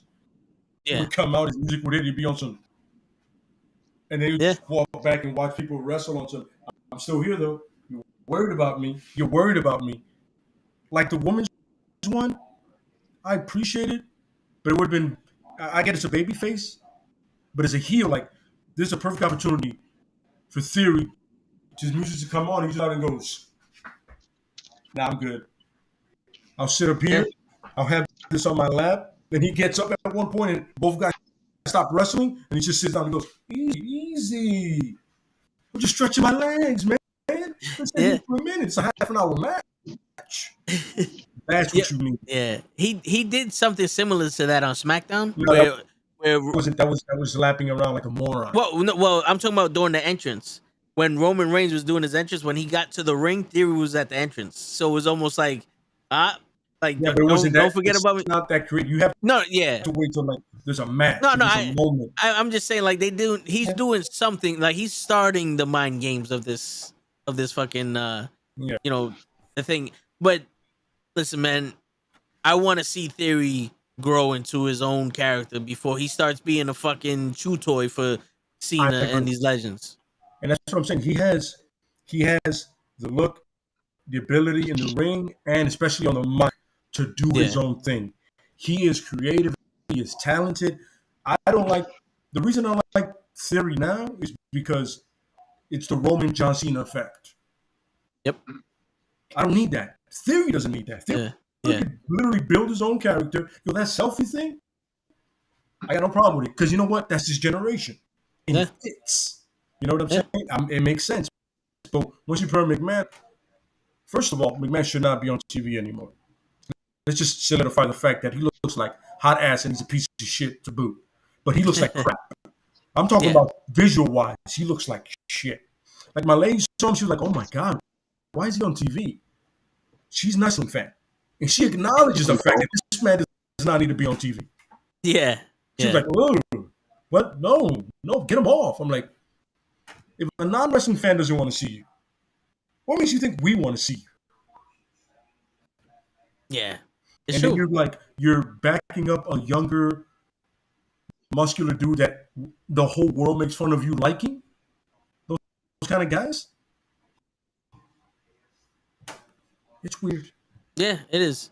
So Matt goes Rock Cena won, Rock won. 1 year later, Cena wins. But the thing with that is, Matt, you have to remember, The Rock and Cena are icons. The Rock versus Cena is gonna make money in any place you put it. Hogan and The Rock makes money anywhere you put it. Shawn Michaels and Hogan made money anywhere you put it. That's why you want multiple matches like that. Theory and Cena is one-time money right now. It's one match money. You cannot have Theory and Cena in multiple matches and expect people to pay to see that multiple times. Agreed. And then how good the first one is. Yeah, that's why you need it at a WrestleMania or a SummerSlam, because this is the one time it's gonna happen. Yeah, I agree. And he said, Matt said he looks like the Crypt Keeper. By the way, Tales from the Crypt, if you're younger, watch it. Great show. Yes. They have it on HBO Max. It's a great show. But he does look like that. It's scary. Yeah, it is. Well, what is he, like 89 years old or some shit? Nah, Vince McMahon is what, 74? Remember, white people age terrible. Yeah. How old is Vince? He's 76. He's 23. He's 76. He's like 130. It's just terrible. Yeah. Believe it or not, that old man is in shape though. His face may look fucked up, but he's brolic. He goes to the gym every morning. Yeah. So like I haven't seen him in a tank top in a while, but I'm pretty sure he can still wear one. Oh, he can. He just can't walk right. He can't take a stunner right. That man has no athletic bone in his body. Nah, funny. They put a video of the first stunner and the last stunner he ever took, and they were identical. He never took a good stunner. Never. He always shook like he was getting shocked by electricity and shit. Yeah. From one kick. Word. My man got knocked over the ropes with one kick to the gut. Like, yo, bro, you went the wrong way. Like, you supposed to bend over. He's supposed to topple you over. Like, what the fuck are you doing, bro? Like, let's read the room here. He's a good seller, though. That's a good sell. I mean, I don't think he had a choice. I think the wind pushed him over, and he just went with momentum. Oh, I'm dying. Word. All right, so after that triple threat match is the fatal 4-way match that Lay was talking about, and I remember this time. This was when everyone wanted Samoa Joe to be champion. You know, this was still anyone but Roman. You know what I'm saying? Like, if I'm not mistaken, yeah, I believe it was anyone but Roman at this time. That's when the Bray Wyatt cost him the Money in the Bank around that, you know. And Samoa Joe was red hot. Samoa Joe had that awesome match with Brock Lesnar. Yep. And, you know, Braun Strowman was still new, and everybody's like, I don't know about him, but Samoa Joe was the guy we backed. You know? Yep. And Brock Lesnar won this match, but like yo, we just had 3 matches. Think about this: 3 matches where one match had to have Seth Rollins come in and save it. The other match, everyone wanted Dean Ambrose to go over Triple H, and then it was Dean Ambrose should wrestle Triple H at WrestleMania. Yep. And then the third match I'm coming out is everyone should fucking have, you know, everyone wanted Samoa Joe to win the championship. At no point did anyone want Brock or Roman to win these championships, to actually have these matches. And it's like you're ignoring the crowd, the people that are buying everything, the shirts and everything. You know what I'm saying? Like it's like Vince. You're not reading the room, Vince. You're not reading the arena. What are we doing today? Yeah. Yo, Show, you good? I'm good. For some reason, All this right. message was typed in fucking backwards. I was saying, "Be right back." Let me get his class so I can get back on. Yeah, I understood. I just saw you standing there, so I was like, all right, just I don't know if you froze. I was trying to retype it and it did it again, but my bad. I understood. All right. He's gonna go set up, guys, so he could make his grand entrance. Thank you. You're welcome. But yeah, so we have 3 matches already but no one wanted these matches. But everyone wanted Samoa Joe, Dean Ambrose, and Seth Rollins to win them. Agreed. 2 of those matches actually had other people in it. One of them they had to save. And then WrestleMania 34, Brock Lesnar versus Roman Reigns for the Universal title. You notice Brock Lesnar was champion in every single one of these matches also. Well, besides the triple threat match. It's like, yo, they really wanted Roman to chase Brock Lesnar. They really wanted him to chase. And this was after Brock Lesnar beat the streak. Roman beat Undertaker in that horrible match at WrestleMania. This was like, yo, all right, this should have been the last one. This should have been the real and last match that they had. And Brock Lesnar went over him on that. And it's also like, it's like, yo, at this, if Brock Lesnar's gonna keep beating Roman Reigns, why the fuck is he always the number one contender? Yeah, and especially around this time, well, either around this time or, you know, before that, you had Brock Lesnar wrestling fucking CM Punk, Finn Balor, AJ Styles, Bryan Danielson. Like, he's wrestling guys and they're having good fucking matches. Why? That's what I said. It was proven that against the smaller guys, he's having great matches. Oh, yeah. Yeah. And why is Roman Reigns always getting this fucking match? And he won the Elimination Chamber for this. Because he has blue eyes, bro. Yeah, that's true. Blue contracts. That's what does it. That's what, because he wins.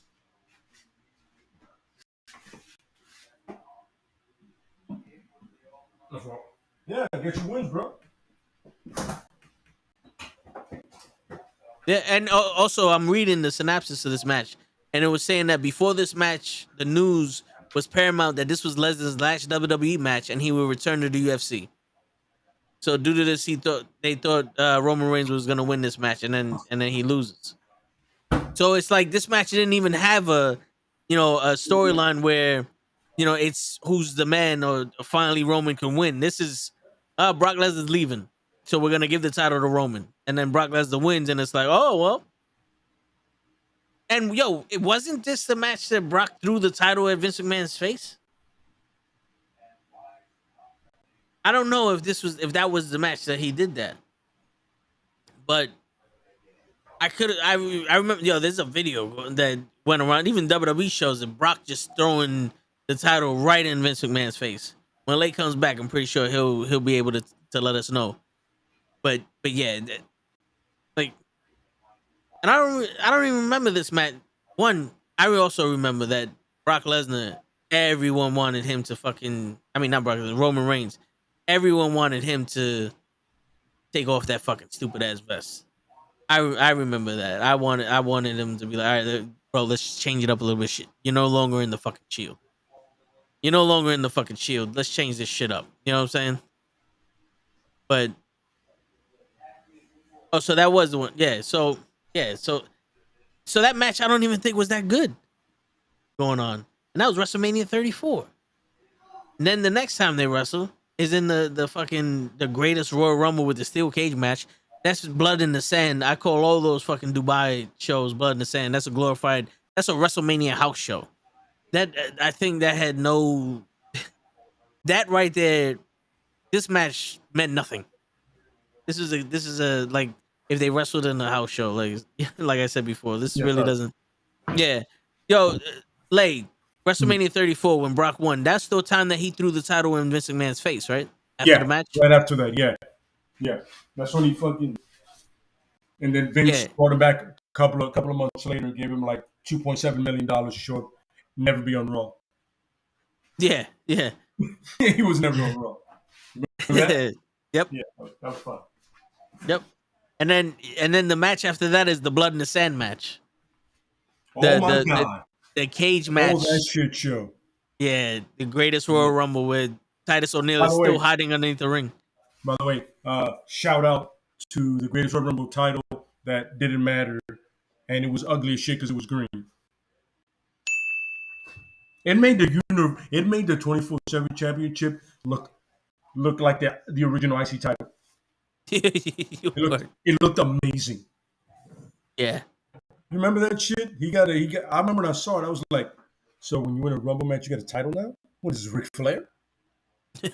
Word. By the way, one of the greatest Royal Rumbles ever, because Flair won it from the number 2 or 3 position, I believe. 4. 4 was it 4? Yeah, it was 4. Okay, you know what I'm saying? Because he did, it's Ric Flair. It's Ric Flair. Yeah. He was. Yeah, I think he was 4, and then Sean won it at 2. Yes, that's right. That's right. I remember, you know when they almost scared me? When they almost had Cena win 3. I go, leave that to Austin. Yeah. Leave that to Austin. By the way, I remember watching the little man here, and he goes, but he cheated. And I go, who saw him? Who saw Austin cheat the first one? Nobody that mattered. Yeah. If they don't see you, he came in as number 3. All right, my bad. So Ric Flair came in as number 3. Yeah. That's another thing I want to do. Did I see that? I want to do actual wrestlers beefs, and when we think about them, I would love to do a list like that, like a top 10 actual wrestlers beef. Oh yeah. So for everybody who's listening, what Lay's referring to, Matt Awesome says the comment, how about Jericho Brock Heat after the SummerSlam where Brock busted Randy Orton open? Busted him on the hard, as they call it, as Matt would know this, the hard way, with a solid elbow. Yeah. It was clean, son. Oh yeah. No blading there. It was just. Yeah. By the way, props to Randy for agreeing to that shit, because I never would have. Fuck you. It's not the elbow. It's the person dropping the ball on my face. Yeah. It's not a small human being. Nah, not at all. But he did it good. It only took 1. No, yeah, absolutely. It only took 1. Yeah. He busted him open pretty good with that fucking elbow. Oh, he was leaking like he bladed like Shawn and Rick. Yeah. You know what I'm saying? You know how they blade. But to me, the greatest was either Abdullah or Dusty. Yeah, they had the forehead for it. Yeah. Yeah. Like Dusty's forehead looked like a road map, where Abdullah looked like a couple of ditches. Like it looked like he was digging in his fucking head, trying to make a grave for somebody. But credit to Abdullah. He made a career out of that, and it still looked like hamburger meat now. Yeah. That's crazy. He's still alive. You don't see many of those. Blood. Yeah.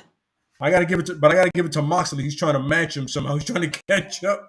Moxley's trying to catch up to the Funks and the Abdullahs and the Bruiser Brodies of the world. I go, you don't need to bleed every time, Mox. And you know what the thing is, though? You don't need to bleed off of some stupid shit. Yeah. Like, I swear to God, yesterday's match with Moxley and the wrestler from Japan, I don't know his name. Sorry. That young kid, he is getting over organically the way they want Theory to get over. Which young kid? The Japanese kid that he faced. Oh, okay, I forget his name. I'm usually pretty good with Japanese name, but I forget his name. I'm pretty sure Matt will probably throw it up there, or Kenny or somebody. Yeah. Off the ropes. Off top rope, what's going on, brother? Oh, what's going on, brother? Yeah. So definitely. The bleeding with him, and I agree with you completely. It's like, really, do you like? Perfect example. The other dude in the Combat Club, when he bled facing Moxley, that built something. Moxley just bleeding to bleed is stupid. Yeah, I could have swore last night that Moxley put this dude in a headlock and threw him over with a hip toss, and my man's bleeding off his forehead. It's like, how did he start bleeding? Like, what did his face run up against his crotch zipper? Like, what made it? Like, how did this man start bleeding? Did you squeeze his head so much that it popped a pimple in his head? Now he's losing course of blood. Was the rope open and then he cut himself on the rope? What? Yeah, like what happened here? Yeah, and it's like, and it's starting to become apparent when the wrestlers put their face underneath the ring for about 5 minutes and come back full of blood. It's like, bro. I appreciate you wanting to throw that little extra in there, but come on. We don't always need it though. We don't always need that little. We don't. Not every. I get it. The fact that the WWE, that this fucking company. By the way, I'm sorry for this fucking company doesn't do it often, but that doesn't mean you have to beast. Yeah. You're not GCW, bro. You don't have Nick Gage. Yeah. Don't compete. You be in the middle. Bleed when you need to. Just if I pop you in the head with a chair with the velocity of some JBL shit, or like the Rock's unprotected shared thoughts of mankind, understood, my man, all day. Yeah. But And if I punch you in the head and you start bleeding, we need to discuss some things. yeah, and you got to do it that makes sense. Ric Flair always did it in his toughest matches with like Steamboat, Dusty Rhodes, Sting, because it was almost like to prove, yeah, these motherfuckers are tough, but I'm also tough. Like they got to kill me to beat me. And it's funny, I told you I'm a huge Moxley fan from back from before Dean Ambrose, whatever, you know, and I'm starting to be like, yo, you gotta cut the bleeding out, bro. You've told great stories without bleeding. Yeah. It wasn't that Brock Lesnar match, but you know, other matches have come out great. Yeah. And look, Ric Flair had that match with Shawn Michaels, his last one. He's had a lot of last matches. And there was no blood. It was just that one super kick, I love you. That's it. And you know what's funny? There was no need for blood. Now, McMahon versus Michaels in that street fight, McMahon got to bleed. I understand that match. You're in a cage, cool. Street fight, possible. No holds barred, possible. Last man standing match, no need. Absolutely no need. Yeah, because you cutting someone with a fork isn't gonna make them incapacitated. No, unless you're gonna cut an artery where they bleed out and pass out. Yeah, and then that's murder. Yeah, you know what I'm saying. But other than that, you don't need to. There's a lot of matches that I've seen matches that I'm like, look, first blood match, perfect. I don't know why they'll bring that back, especially in AEW. Yeah, if you want to have a legit reason to have somebody bleed, we're gonna have a first blood match. Yep. And and also the even name it loser bleeds. Yeah. Doesn't have to be first blood because they probably, I don't know if WWE probably copywritten that shit out of that, because you know how they do. They do their thing with that shit. Yeah. Props to WWE for copywriting everything. Yeah, they copyright shit they think of. Yeah, they copyright shit of think of maybe they're gonna do. Exactly. Loser bleeds first. Whatever, you know what I mean? Yeah. You can remix it so it can make sense, but that match makes sense. ECW matches make sense. GCW matches make sense. If I'm having a pure championship match with Daniel Garcia and I bleed, something's wrong. Yeah, that's got to be an accident. Yeah. Yeah. Somebody fucked up there. Somebody somebody slipped. You know what I mean? But other than that, Moxley, you don't need to bleed all the time, son. You are sober and clean now. You're a tough dude, and we know this. We've seen your matches. Please, bro. Yeah. Scale it back. Yeah. You know what I mean? For all of us, baby. Because that's not what the Blackpool Liverpool Club is supposed to be. No. The Blackpool Combat. No, it's not what they're about. Yeah. It was supposed to be about tough wrestlers, like real legitimate tough wrestlers, tough guys. Yeah, and and Wheeler Yuta doesn't need to bleed to be a tough guy, and neither does Bryan Danielson or Moxley. Like, bro. Yeah, I agree. Like, and when you bleed all the time, you take away the nostalgia. You take it away. Like when Yuta bled facing Moxley, I understood that. Like, no matter what, he didn't give up. He fought through the. It's kind of like the Austin Hart thing going on. You know what I mean? I get it. But after that, you're fine. Yeah, because the point for that match was for Yuta to bleed. Because Moxley always said, I'm not going to share the ring with somebody unless I bleed with them. So Moxley's going to bust you open. And you got to bust Moxley open. Absolutely. That's the point of the match. Mm-hmm. He doesn't need to do it. Like, if that's the case, there should be so many members of this fucking Blackpool Combat Club then. I mean, the guy who faced that thing at Forbidden Door should be part of it. Yeah. Yeah. Everyone in the Jericho Society X should be a part of that. What's going on, normal guy? How you doing, man? But yeah, so, dude, we're talking about Brock Lesnar and Roman Reigns, and we always go to these side notes, which is beautiful because we're giving you knowledge and we're making the conversation actually interesting because we know, and it's like I said, man, it's always sad when you have Roman Reigns and Brock Lesnar in the ring and no one gives a shit. And those times Yes, because no one really gave a shit about Roman Reigns except for the WWE, because the WWE showed us like we don't give a fuck who you like, we don't give a fuck what's going on. Roman's the guy, you know. Where now at least Roman's a heel, so when they say we don't give a fuck, Roman's gonna be the champion. It's supposed to happen that way. Roman's the heel. It's supposed to be fuck you, I'm the champion. Not the face. The face isn't supposed to be fuck you, I'm the champion. No, we're supposed to back you. We can't back someone that's saying fuck you, I'm the champion. You know what I'm saying? Absolutely, like, absolutely. You know what I'm saying? Like, we can't do that. Yeah, so that's why those matches just seem so unimportant. Like, I'm looking at all these matches, like I remember every single one of them. But off the top of my head, I wouldn't be able to tell you that they had a triple threat match with Moxley. I wouldn't have remembered that. I would have been like, really? Oh well, that match must have sucked. You know? And then the world's greatest Royal Rumble match with the steel cage. That shit ended. What, Brock threw Lesnar through the cage, right? Yeah, I believe so. Yes, that's when that happened. Yes, sir. Yeah, and then Sir. which was another bullshit, because that happened with Austin and the Big Show, and that Bobby happened did with that Lashley and Umaga.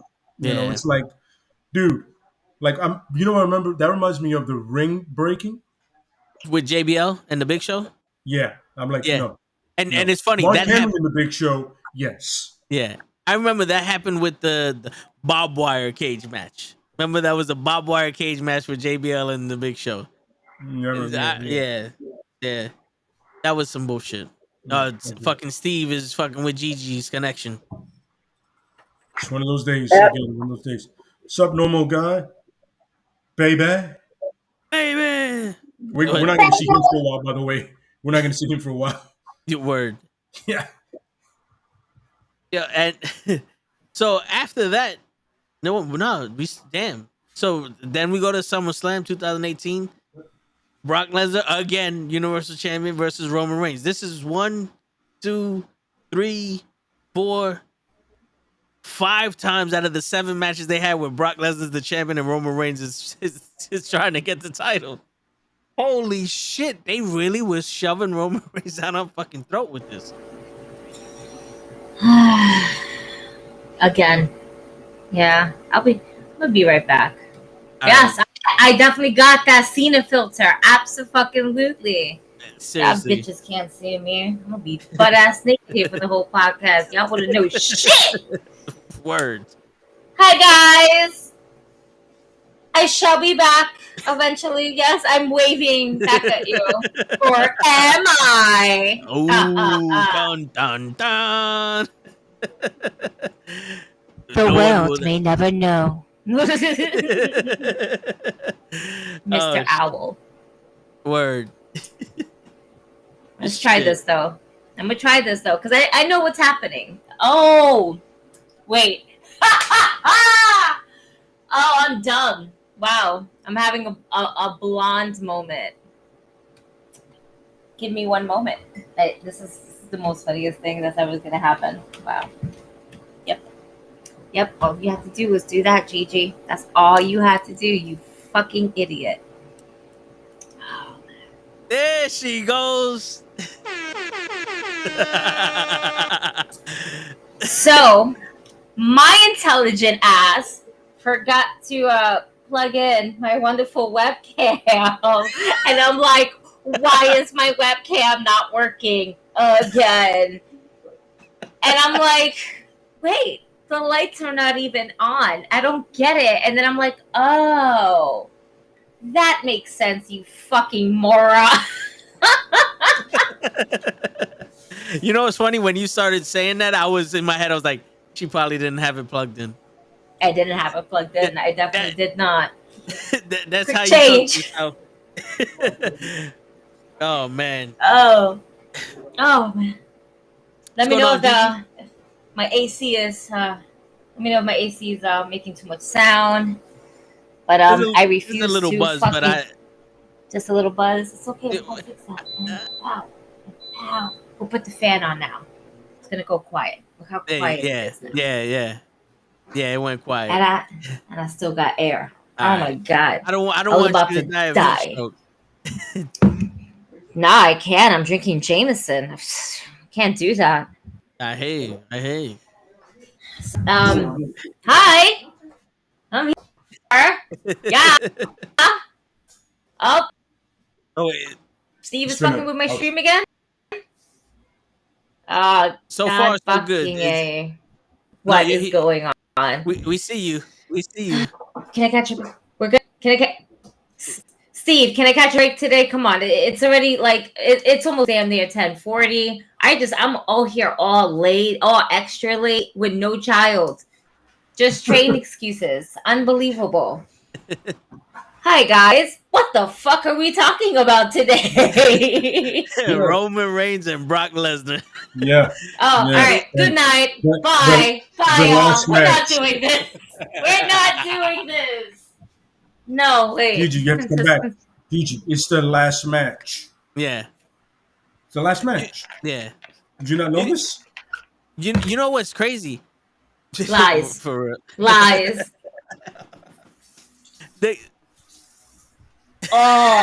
Lies. You came prepared with that dry erase board. Oh shit! Now I want to Yes, I was prepared today. Today I was prepared. I saw this shit. I said, "Oh shit, I had one."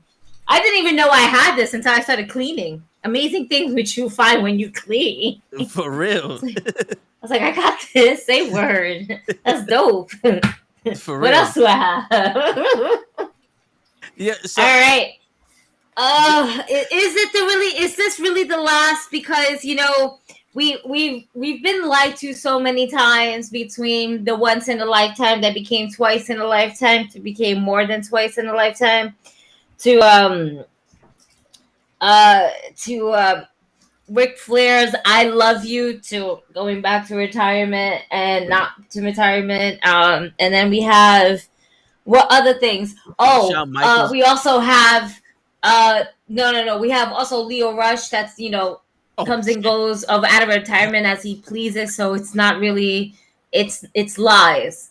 All of it is lies. I don't think Lio Rush ever heard of the word vacation. He just thinks vacation is retirement. That's what it is, that's it. Oh man.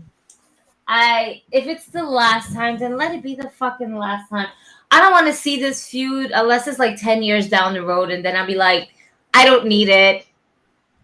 But whatever. It's been a while, so why not? But we don't need it. We don't need it from any character.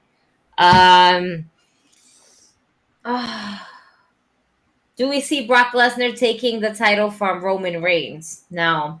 That's what's up in the air, right? Because Brock Lesnar has a set schedule, and now Roman Reigns has a schedule. Does that mean that Roman's schedule is more occupied? Is it more booked up than what Brock Lesnar would be? Brock Lesnar looks like he's just kind of enjoying his own retirement, but comes back to work whenever he pleases. Where Roman Reigns looks like he's just trying to get out of there all in total. Yeah. It's almost like Brock Lesnar comes back like twice a year. He thinks he's a UFC fighter. Well, it's the same thing when he had the Universal title. Pretty much the same thing, don't you guys think? Yeah. He'll show up on Raw, talk, vanish. They'll have a tournament for the SmackDown title, and then he'll show up again, squash somebody, and then same deal. Yeah. Except now he doesn't have the title. Yep. I'm so mad that I'm right about that. And Roman Reigns now is doing that though. You know what's funny? So I had a conversation about somebody with that, right? They were like, "Oh, Roman's doing the Brock." I go, and Brock did the Cena, and Cena did the Rock, and Rock did the Austin. I go, yo, you have a time limit. And these guys are starting to realize younger and younger that, yo, I gotta be able to spend time with my kids and be able to walk. As we can see, all due respect to the Dynamite Kid, it's a wear and tear on your body. Yeah. You know what I'm saying? And don't get mad with Roman for being smarter than everybody else. Yeah. And the one thing that at least like Roman has is his family can probably contest to the fact, like, yo, bro, some of the stuff I regret the most is not seeing your birthdays, not being at your games, having to be. And then Roman has his kids, and he's like, you know what? I want to see my kids, especially now I got leukemia that could come back at any moment. Right, and that was the same thing I was thinking is the fact that he just finished, not just finished, but it feels like it just happened. It was just recently, that he's like, nah, this shit can come back anytime, and my time can be cut short. My time should be not spending with my family when it's like, oh, now my time is cut short. Now I need to spend time with you guys before it's too late. Let's not get back into that. And it makes sense. It makes absolute sense, and I don't blame the guy. I mean, this is the thing. Roman Reigns has the looks. He can talk on the mic. All right. He has this certain, what's the word I'm looking for? He has a certain presence that he can... Aura. Yeah, his aura. Where he is going to do phenomenal things in Hollywood. He has the look. He has the gift of gab if you wanted to. If you just let him be himself. He's like a mini Rock 2.0, but with hair, and it's not, I'm not trying to say it like that, but even though there are cousins, their personalities out of all the Samoans kind of seems like the most match on outside of the ring, like that's what I see. So Roman Reigns is going to be Hollywood. Will he ever get as big as his cousin, as John Cena, as Dave Bautista? Who knows? Maybe. Depends on the roles he picks. Word. I mean, I don't know how he hasn't actually be Lobo yet, but whatever. What the hell do I know? Yeah. I can see him being like a low-level bad guy, like almost like Project the Leaper type shit for like Sam Wilson's Cap. Yeah, you can, I mean, like everybody else in Hollywood, you can start small, you know what I mean? Yeah. Before you become, because remember, for some reason in comics, a lot of and I'm going to say comics because those are the bigger movies. If you don't like it and you're not paying attention to the world. Yeah. The dorks have taken over. Take the L, take the knee, we're winning.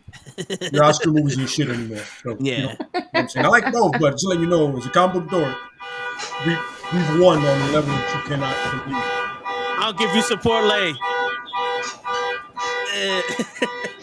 They do. The geeks are supporting me. Yes. Unbelievable. Lay, take your shine. They're all acknowledging me right now. Oh, there you go. They did it again. That's right. They did it again. That's right. It's all good. We know it. We all know what it is.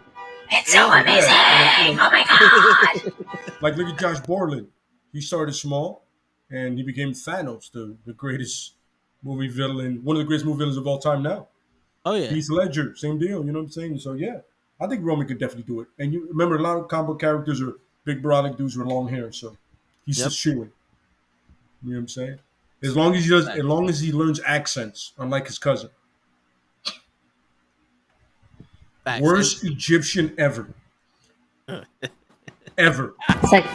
It's like I want to speak. I'll give you believe in Lay.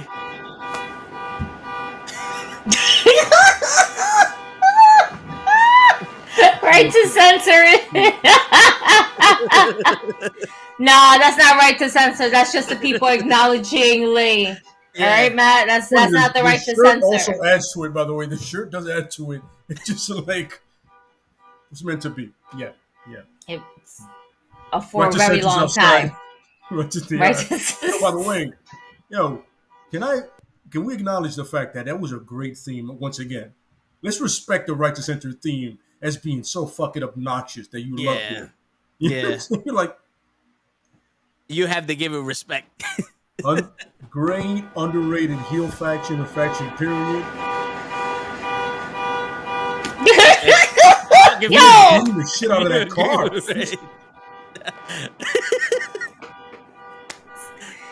I don't even know. Like, I thought by now that would be done. How long does these car alarms go off for? Like, for real.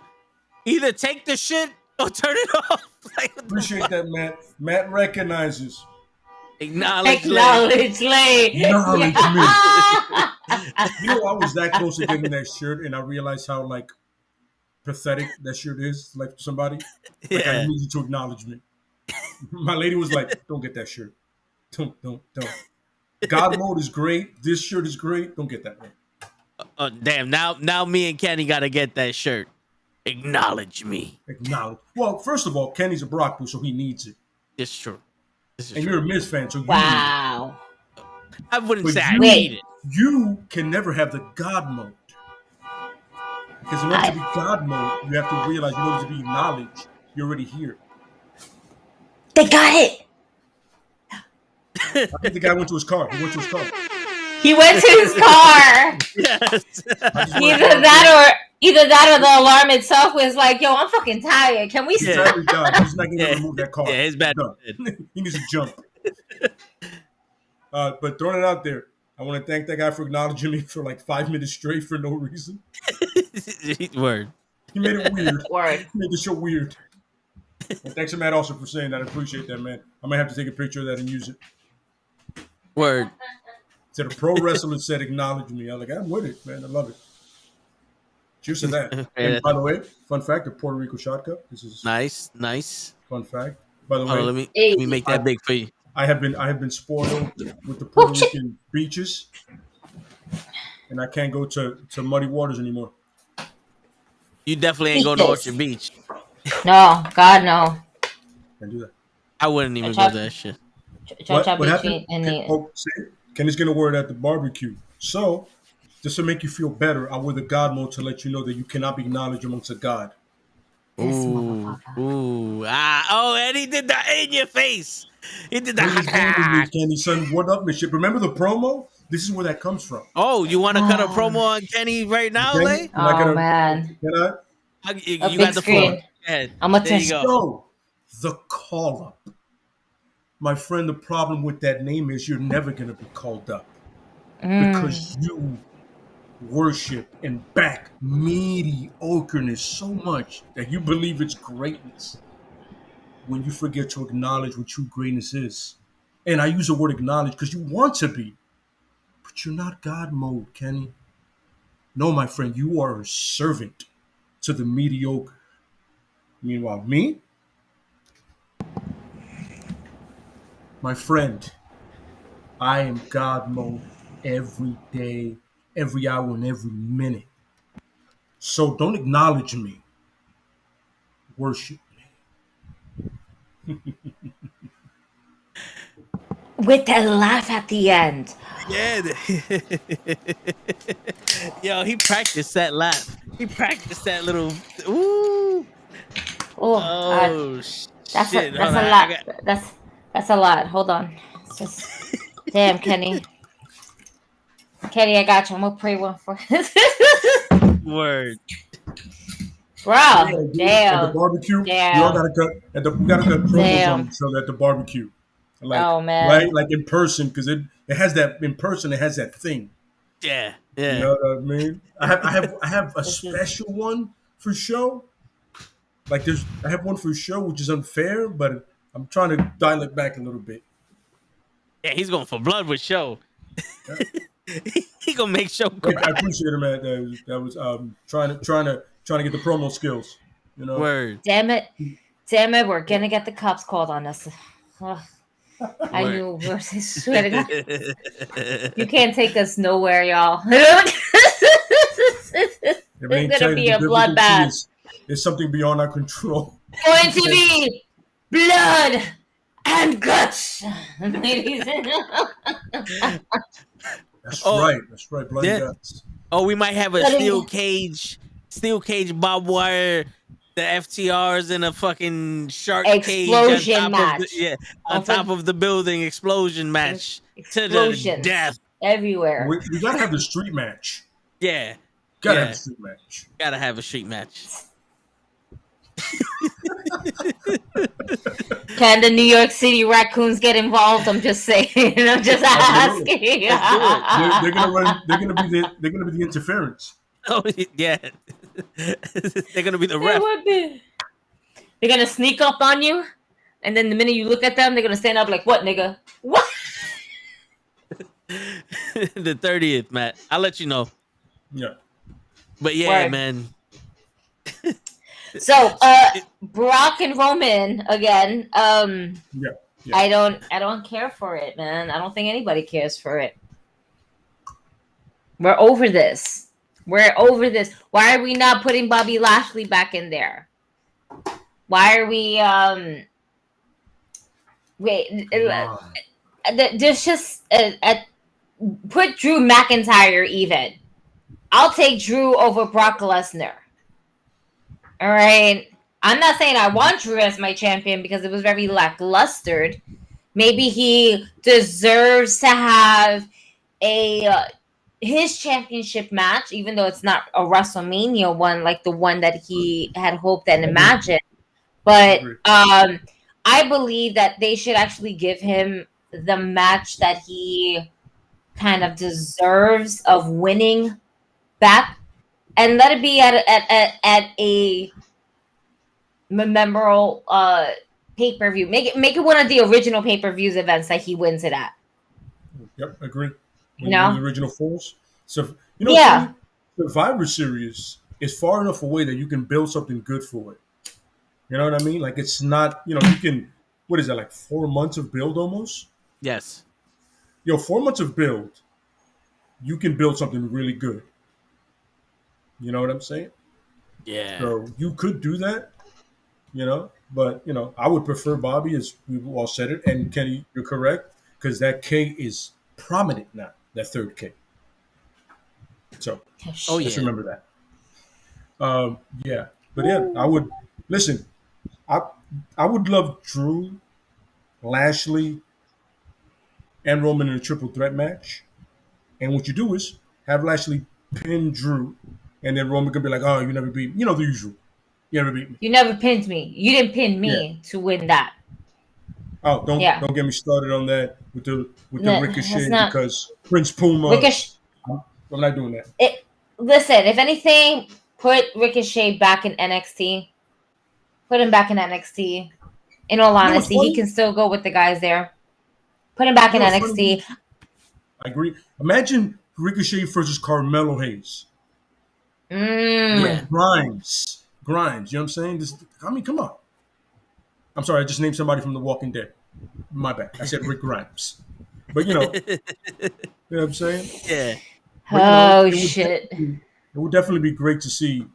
Like if Apollo is working for Apollo Crews, apparently he's having a great run down there again. He's starting to have a great run. He started. And speaking about Dolph Ziggler, face turn, doing a heel out of nowhere. Better late than never, I guess. I guess he does the heelish face turn. But this is the thing. They acted like as if he's hasn't been around for so long. Meanwhile, a couple weeks ago, you had him and Bobby Roode, attack Omos. Remember that? Where's Roode? Where is Bobby Roode? And if we don't have a place for Bobby Roode, maybe, just maybe, we bring Glorious back to NXT as well. But the thing is that he's training guys. He's training guys from what I've read and everything. So if you're training the guys in like NXT, why not have a feud with them to kind of elevate their promo and how to build a story? He's great at building story. I would love to see Bobby Roode as my WWE champion. Yeah, he can hold it. I would love to see it also, yeah. His gimmick with Glorious was top notch. That entrance, top notch. Oh my God, that entrance made you feel alive. It made you feel glorious. Absolutely. Arrogant and glorious at the same time. There's no other better feeling than that, folks. It started off so heelish, and then it got so over that everybody's like, he's not really a heel, is he? I mean, is he? We all sing along to it. Yeah. It's kind of like Nakamura. Is he a heel? Yeah, I don't know. And I agree, Matt. Prince Puma was dope. Yes. And then, but I love the fact that it was able to hide the fact that Ricochet can't use the mic. He never spoke.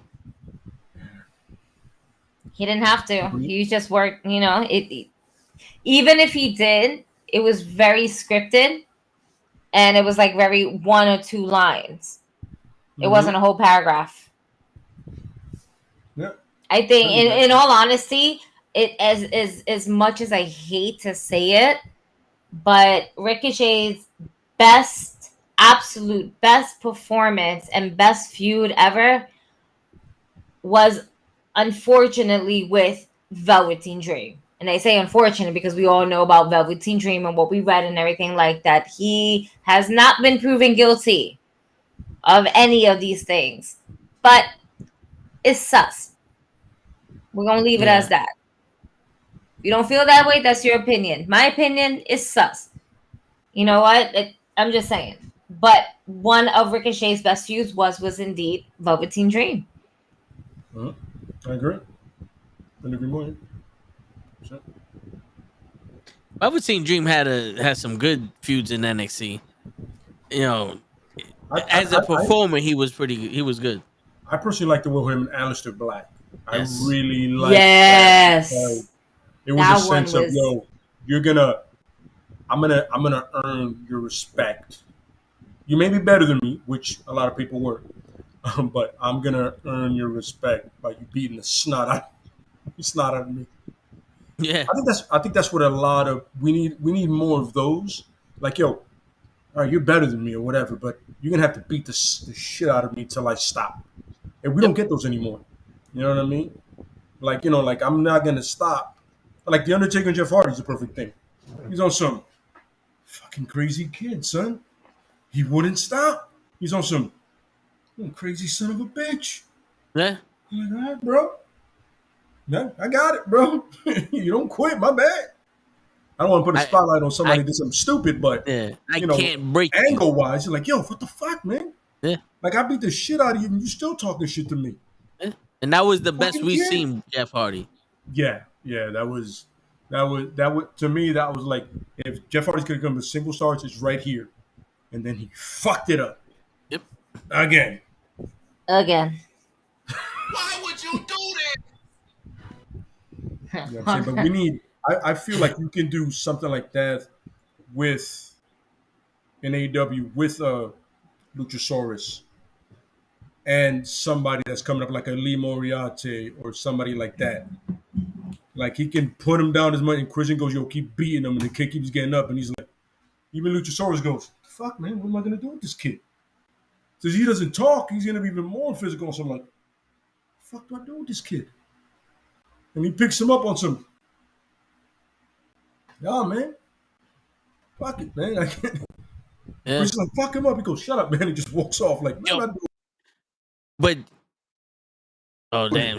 Oh, but you know what would be crazy? If you ever wanted to show like a real monster, you do that shit, and then you get the guy that when the kid don't give up, he just starts smiling like, yes, because I'm here to fuck you up. So please allow me to fuck you up as much as I want. You know what I'm saying? I think that would show somebody this. Like if Keith Lee snapped on Swerve and that happened and you just see Keith Lee, oh yeah, I've been wanting to fuck you up for a minute. And every time you get yes. And I think people will be afraid of Keith Lee. Like they'll be like, yo. You eliminated me. I'm like, I've been waiting for this. Yeah. And yeah, you do that instead of you think the heel turn that you think is going to be is Keith Lee just, spirit bombing the shit out of him. Yeah. To oblivion. The point where Wardlow powerbomb looks like shit. He's on some like, nope, I'm not done yet. I'm not top rope powerbomb. There you go, Swerve. Yeah. And when he turns heel, Jim Cornette would have no choice but to say, now he doesn't sound too intelligent. Fucking cocksucker. Still one of my top hated comments from some Cornette. How do you sound too intelligent?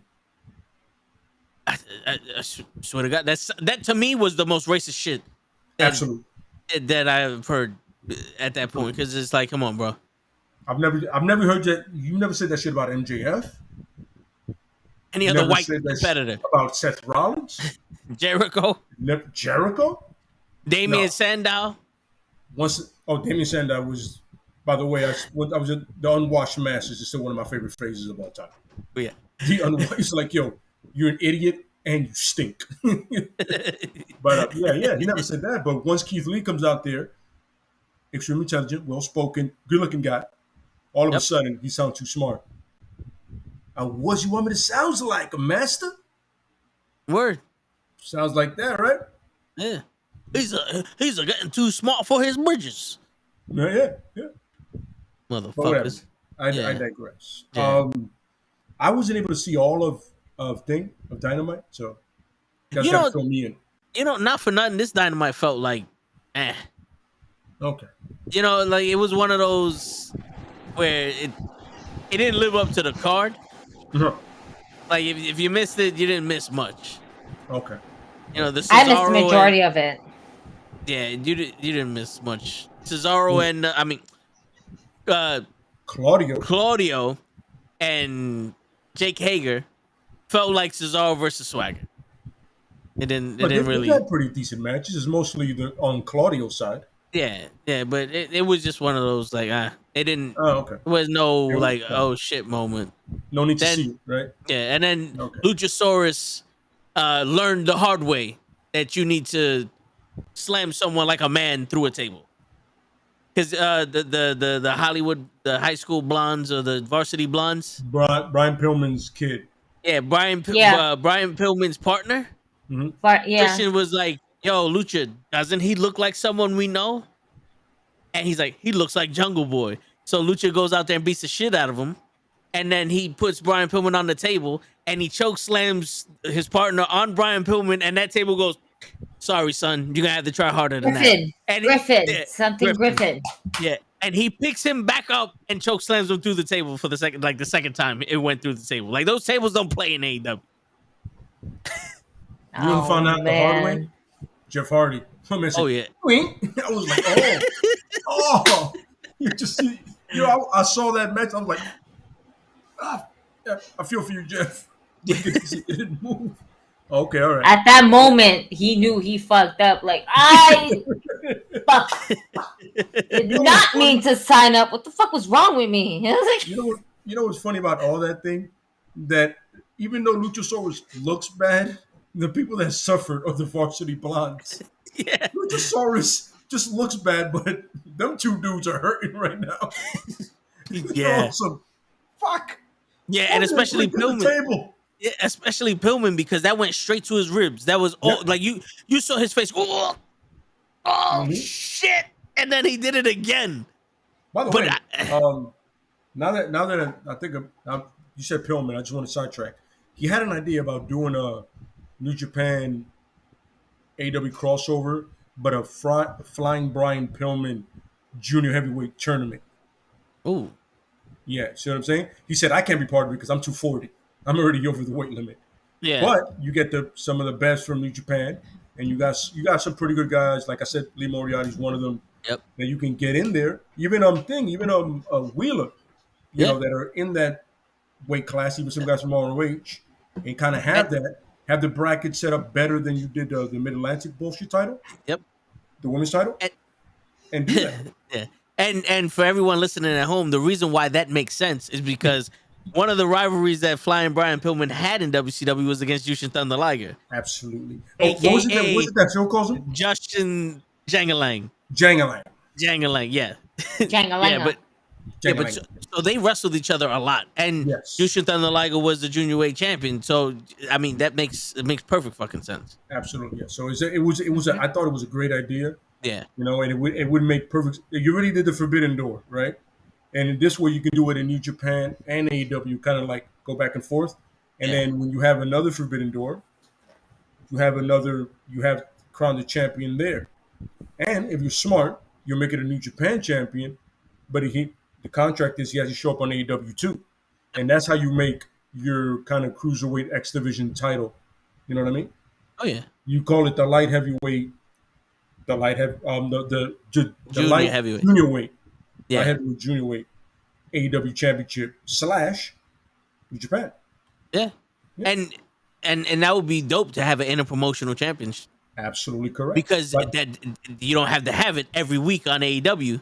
You can have it in New Japan, and when it's time where New Japan's like, yo, we don't have nothing for it, AEW, go ahead, do your thing.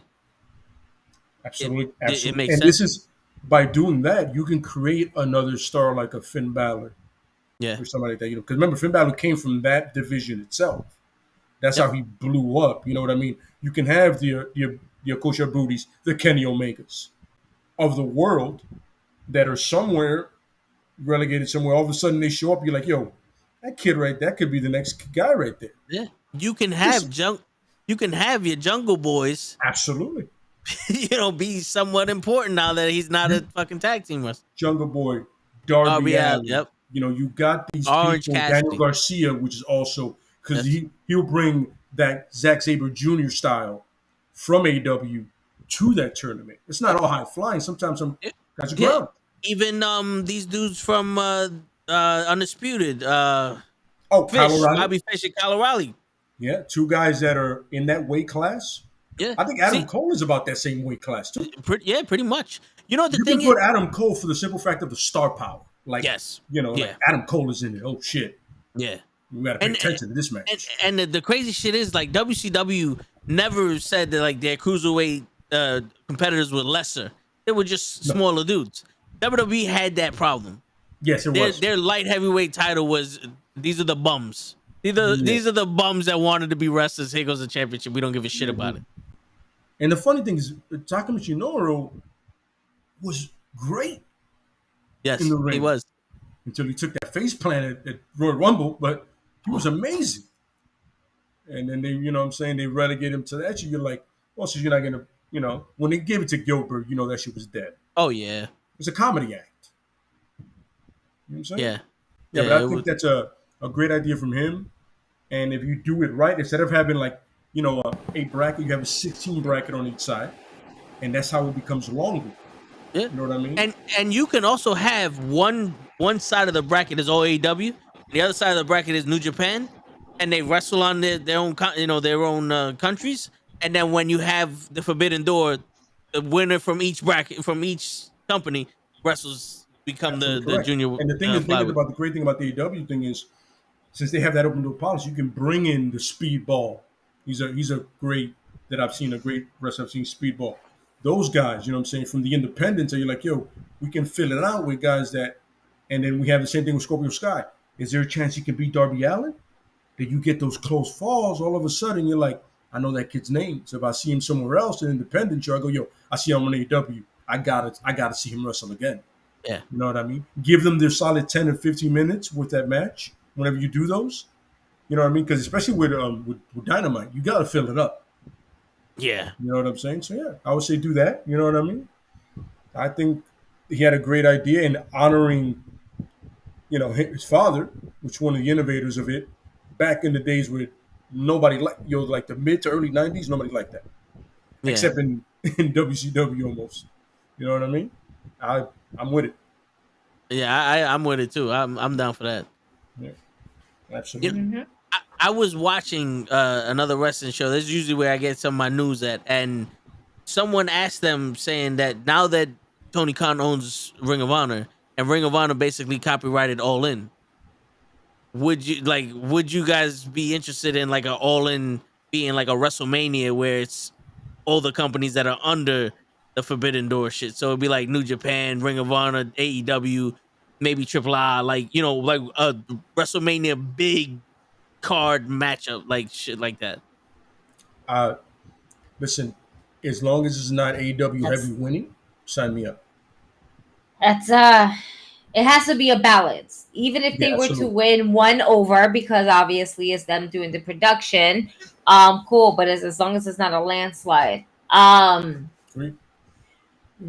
is going to be one very long yeah. long. This shit is gonna start at 2 p.m. It's gonna start at 2 p.m. Japan time. Japan time. And I don't want them to break it down into. This is going to be like fucking Wrestle Kingdom, where it's broken down in 2 days. It's going to be like WrestleMania, broken down in 2 days. That is a lot. Yeah, but they I don't know if they're going to be able to do it for 2 nights. I mean, they may be able to do it for 2 nights in a row, but it would not be a smart idea. If you're going to do one show, we already know it's going to be a long fucking 12 matches. It's going to be 24 matches. Yeah. 24 what? matches. Just and like 24? 3 battle royals. 3 battle royals. No, absolutely I'm not. We're going for the jugular. We're going for 50. I'm not including the 19 pre-show matches we're gonna get. Yeah. Oh, I am. It's part of the whole thing. You know, they throw one really good one in there. Yeah. Okay. It's either the very first one or the one right in the middle. This is not this fucking company. These guys put on pretty solid pre-show matches. They do. They do. There was 2 pay-per-views in a row that were like, yo, why wasn't we were like, yo, why wasn't this on the main card? Like, switch this match out for that match. And we're like, we're fine now. Yeah, when House of Black and Pentagon and absolutely. These people had their trios match. I was like, why is this on the pre-show? The fuck? But you want to sell tickets. I mean, that makes sense. Yeah. Yeah, I mean, or you want to sell pay-per-view buys. But yeah. No, yeah, you're absolutely right. Yo, that's literally going to go 4 days. Yeah. That's one of those. It's going to start Saturday. It's going to end Tuesday. That's one of those. It's going to be advertised. Yeah. It's going to be advertised and it's going to say on the bottom, call out of work the next day. That's what it's going to call out of work. No. How dare you? Call out of work the next 2 days. If you're older, it takes a longer time to recover. Okay. Yo, listen. That's a lot. Just take the week off. Take the week off. Take the month off. If you have the chance, just take the month off. Japan does it all the time. We're okay. You're going to tape your eyes on some. I'm getting all of the wrestling I need. And then, here's the fun part is, somebody's going to go, I don't think that was enough wrestling. Really? Come on, guys. You know the wrestling fans. That's not enough. Oh my god! You got 4 days of wrestling. More than enough. And you know it's so good, but it's so bad. There's not one point where you want to be like, yeah, I'm gonna. Oh, this actually pretty good. Hold up. Yeah. Yeah, you gotta go do your thing during like the entrances or some shit. Yeah. Damn, it's just like, fuck, all right. But with them, with AEW, you can't just do it during the entrances because they'll play the entrance, they'll go in, they'll start running around and kicking ass, and next thing you know, you're invested, and you're like, son of a bitch. That's what you need. You need the Roman entrance, was like 75 minutes. Yeah, right? Yeah. And the titles are shown. He's walking slow. It's that much shorter than the Undertaker's. But let's remember, Randy Orton. Oh my God. We disrespect Randy Orton in this slow ass walk to the ring. Once he got that new theme, you forgot time limits. And then he would pose slowly. Yeah. My man said, they go, you have 30 minutes for this match. Good. I'm going to take 15 of it to get to the fucking ring. Correct. And then the next 10 are going to be sleeper holds. Yes. With the little stomp to the ankle. And then once to the knee. That was one of my favorite things. The stomp, the whole. Yeah. The Ronnie Garvin's. Isn't that Ronnie Garvin's stomp? Yeah. Yeah. You know how bad I want to do that to people? Like, just like pick up limb and just start stomping on them. I used to love that shit. I don't know why he stopped doing that. It was one of my favorite things ever. Just start. You know what I'm saying? And by the way, the punt, I looked it up. The punt is assault. You can't do that. Yeah. I look up these things. You just can't do that. Yeah, like you would think it's self-defense, but it's not. The person is helpless. Yeah. It's murder. It's murder. Literally. Yeah, that's going to be a 4-day event. It's going to be exactly 475 matches. Not including time limits. it's gonna be Yeah, fun. just about. Fun. No, but honestly, in reality, for them to do it the right way, I would be a fan of it, as long as you do the WWE thing in a way of it's logical. Like how you do the bracket A and bracket B, Yeah. kind of like that. You know what I mean? Yep. Like that. If it's just gonna be you're trying to stuff in 50 matches in 3 hours, no. Sorry. Yeah. Okay. Yeah. For that, then it's a fucking waste. No, but all you got to do is dream matches, like dream matches you've seen, and people know, Unless you got like Daniel, you have to do Bryan Danielson and Zack Sabre Jr. There's no way you don't do that, and that doesn't happen now. Because I've been asking for it, and everybody else has. That's happened. Yeah. Okay. And you guys know how I feel about Bryan Danielson, but I think that would have been a better match than Claudio and Zack Sabre. And what's funny, and it would have been. Me, I love Claudio. I love the guy. Think he should have been a WWE. We all think he should have been a WWE champion. Word. That when he was in the Elimination Chamber, he should have won. Yes. Remember when he beat Orton? And remember when Orton put him over? Orton was like, Orton said it like, he should have won it. And he was a dark horse. Best guy in the match. Guy in the match. Yeah.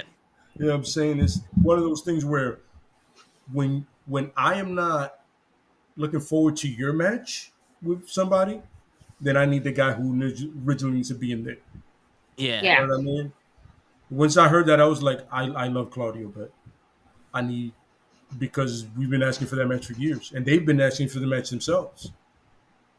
I mean, when this dude cursed, it's actually, by the way, that's the way I love New Japan promotion, because they just go all out. They don't give a flying fuck. New Japan don't even know what they're saying. They're like, yeah, whatever, man. Yeah. You piss off the American audience. We don't care about that shit. Facts. But I would definitely be down for that. And I would love to see the Stardom ladies versus the AW ladies. Agreed. Versus the ROH ladies. Get that going. Give me a tournament with them. And you don't need to say anything else to me. Shit, I'll just watch an all-ladies pay-per-view with them. Let's do that first. All right? Get the ladies out there first. Hell you yeah. went to Stardom. I'm like, all right. Let's do this. Sign me up. Yeah, You know I'm down for that also. Yeah. Yeah, I'm saying. Shit. Remember, some of the best matches we've gotten in the last 4 to 5 years has been women. Like on every card.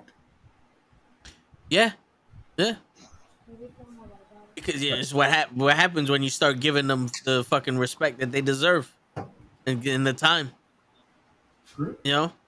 It's like, as much as I want to see the bra and panties, they don't need to be in that shit. They're wrestlers. Let them fucking wrestle.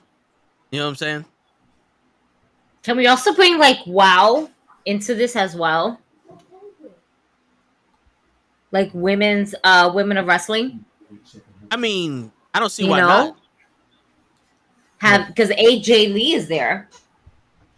That's right, she is. Yeah. AJ Lee is there. Executive there?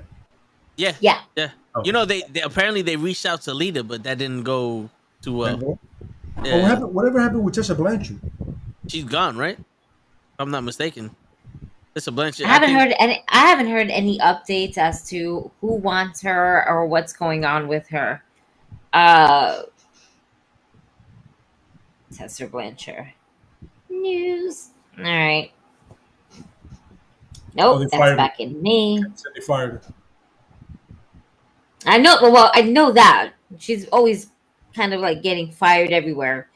I hate to say it like that, but it's not even a part where you walk out. It's the part that either A, people don't want you, or B, people are not going to hire you. It said internal issues.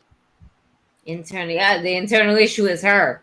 She's the fucking problem. It's funny. Show is absolutely correct. Nobody wants her in the locker room. There you go. Show Nobody wants her in the locker room. Boom. Got it. Good shit, Show. Right. Yeah. It's like, how do you have a promotion built around you and then they fire you? All right, so here's what I have on this thing. It goes, Blanchard is alleged to have cut a devastating promo for fellow wrestler Samantha Sage. While Americana, several of the promotional talents apparently spoke up about the incident. The incident also reportedly saw Blanchard stripped of her talent training duties with WoW. I don't know how a promo can make you fired. Just to let you know here, throwing it out there, The Rock ended a career and he was still in the company. Yeah, he ended a career on Sunday Night Heat. Yeah. Do you understand that? That's like ending a career on Dark. Yeah, that's crazy. You know what I'm saying? You know what I mean? What kind of racist shit did she say that got her there? Let's see. Oh, okay. No, wait. Never mind. Now I'm looking at some new news at July 1st of this year. Some would say that the professional wrestling world has been a bit crazy recently between walkouts and MJF situations, numerous injuries, and the latest scandal to befall now former WWE Chairman Vince McMahon.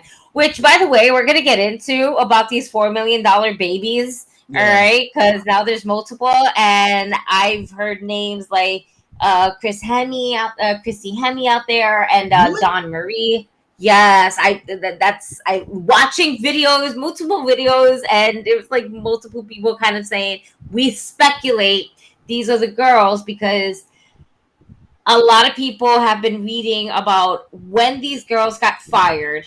All right. When had they had the most popular things, because it's not just a paralegal, it's also female talent. Mm-hmm. Okay. And they're trying to basically put 2 and 2 together. Okay. Which out of the female locker room basically was hot at one point and then basically got more or less the boot for certain reasons. And those are the 2 names that came up back in, I think, 2004. Holy shit. That, it's funny. That makes perfect sense. So it's not confirmed. It's not confirmed. However, from multiple shit that I'm trying to like go through and like, what news? What's this? What? Holy shit. Yeah. This is what I've seen maybe recently as of within the last 2 days. So those are 2 names that are definitely out there. Okay. Tessa Blanchard returning after nearly 2-year layoff into the mix as well. She's returning to the Square Circle, announced by a tweet by Title Match Network earlier on Canada Day. Oh, Canada, blame Canada. You know what? I think Tessa Blanchard was raised in the old school shit, and I think that's not translating well to this new generation. Oh, the old territory days? No, because you don't have to be a fucking cunt in the locker room. It doesn't matter. Look at JBL. Oh, he's a cunt too, but you don't see his offspring being a cunt. I just want to say, I love this butcher language from the boys. You fucking cunt. Remember, don't be diabolical. Ladies and gentlemen out there, don't be a cunt. Yes. Rule number 1, go fuck yourself. Rule number 2, don't be a cunt. Men, women, whatever pronoun helps you out, don't be a cunt. Yes. Yeah. So, Hurricane Pro Wrestling isn't playing around. Come see the return of Tessa Blanchard streaming live. So Hurricane Pro Wrestling looks like to be kind of working with Tessa Blanchard. The tweet revealed a poster featuring Blanchard front and center, though no match for her was listed. The poster also featured former Impact wrestler Knockout Lady Frost, formerly a WWE NXT star Steph De Lander, and former Ring of Honor star Miranda Aliz. I know Miranda, but the name before that, I was like, what? It says Steph De Lander. Steph De Lander. No, Steph, like Stephanie. Like Stephanie. Like Steph De Lander. No, not Stephanie, just Steph. Statlander? No, the fucking Statlander. Hey, Stephanie Statlander. That's new for our fucking roster. Nice. I don't have them often, but when I do. Nice. So an earlier tweet by Hurricane Pro Wrestling reveals Frost would defend her HPW women's title against De Lander and Danny B, eliminating them as potential Blanchard's opponents. So Tessa Blanchard basically got herself mixed up with this wrestling organization called Hurricane Pro Wrestling. That's where she's at right now. That as of July 1st of 2022. Can we officially call her Teddy Hart? And on July 15th, Tessa Blanchard will possibly be fired by this company. I know you did not just say that name. Yeah, you he did. Said that name, I'm just trying to ignore it. I'm just trying to ignore it. That don't know. Oh, Teddy Hart is like blasphemy in the wrestling community. Oh, you know shit. I mean? Like, all the talent in the world. And wow. Oh, my God. That was good, though. That was good. That was good. That was great. That was good. That look right there was genuine. Like, holy, I haven't heard that name in so long, but it fits. Yeah, it does. It's a piece of shit of a person. It really does. That's the only person I've ever seen go through some shit like this, besides Tessa. I've never seen anyone else have all these problems with every company. Yes. Yeah. And not only that, like, have a foot in the door because of someone you know that hooks you up and you still fucking it up. Yeah. Teddy Hart, bro. Yeah. That's a name right there. Pulling that's in the Jacques Cousteau box of the Bad Boys 2. Yeah. Mama's Titties is in there. Teddy Hart is in there. Tessa Blanchard about to be in there. Yeah. Damn, man. Damn. What's Farouk at? We need Farouk. Damn. For real. Oh my shit, God, man. bro. But we can use this as a segue for Lay's rant on Vince McMahon, because let's talk about the $1 million babies out there. All right. So I want to make something very clear and very apparent. All right. You want the floor, Lay? Yeah, sure. Why not? It's fun times. All right. So Vince McMahon showed up on Raw and SmackDown, and the crowd cheered, right? And I'm pretty sure most people have the internet. Yeah, yep. Pretty accurate with that. But I want to make clear is you're cheering a man that's been accused of abusing a position of power. He literally runs the company. And when he did it, he was at the height of his power. And then he was sharing women with another douchebag named John Laurinaitis. By the way, related to a great wrestler in Animal from the Legion of Doom. You know what I'm saying? But I want to say, I just want to throw that out there because, unfortunately, that's the kind of lineage that lets you know that not everybody is great and some people are just pieces of shit.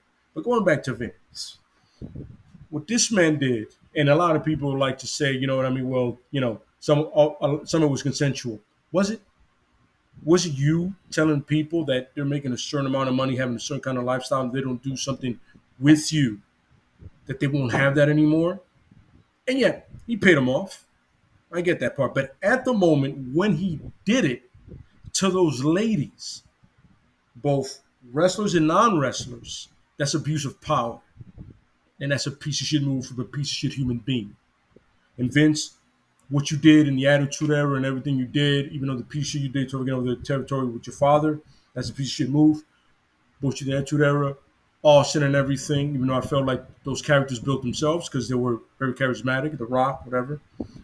I understand what you did, but I cannot let that justify to the disrespect of women that you did it to. You understand what I'm saying? I have women in my family that I love. And what you did was fucked up. If I see you anywhere at God's green earth, I'll put hands to you, son. You're 76. You're a grown man. You're fine. But the problem is one day you're going to suffer for all the shit you did. You fuckface. You have a daughter. How didn't you realize that was a fucked up thing to do? What you did is to other people's daughters. And you have a daughter. And your daughter has daughters. Your son has kids. How don't you realize what you're doing is a shitty thing to people? Why? Because you have money? Because you're white? Because you're privileged? No. Fuck you and fuck that. Fuck you, Laura Nice, and anybody else that did it in your company, in any position. Fuck all of you. And I really wish in this world the Punisher was real. Because people like you deserve it. The worst kind of death ever. Because no lie to you, the abuse of power is the worst thing you could ever do. Both mentally, physically, and financially. Fuck you, Vince. You piece of shit. I'm done. And I'll back that up. I agree with Lay.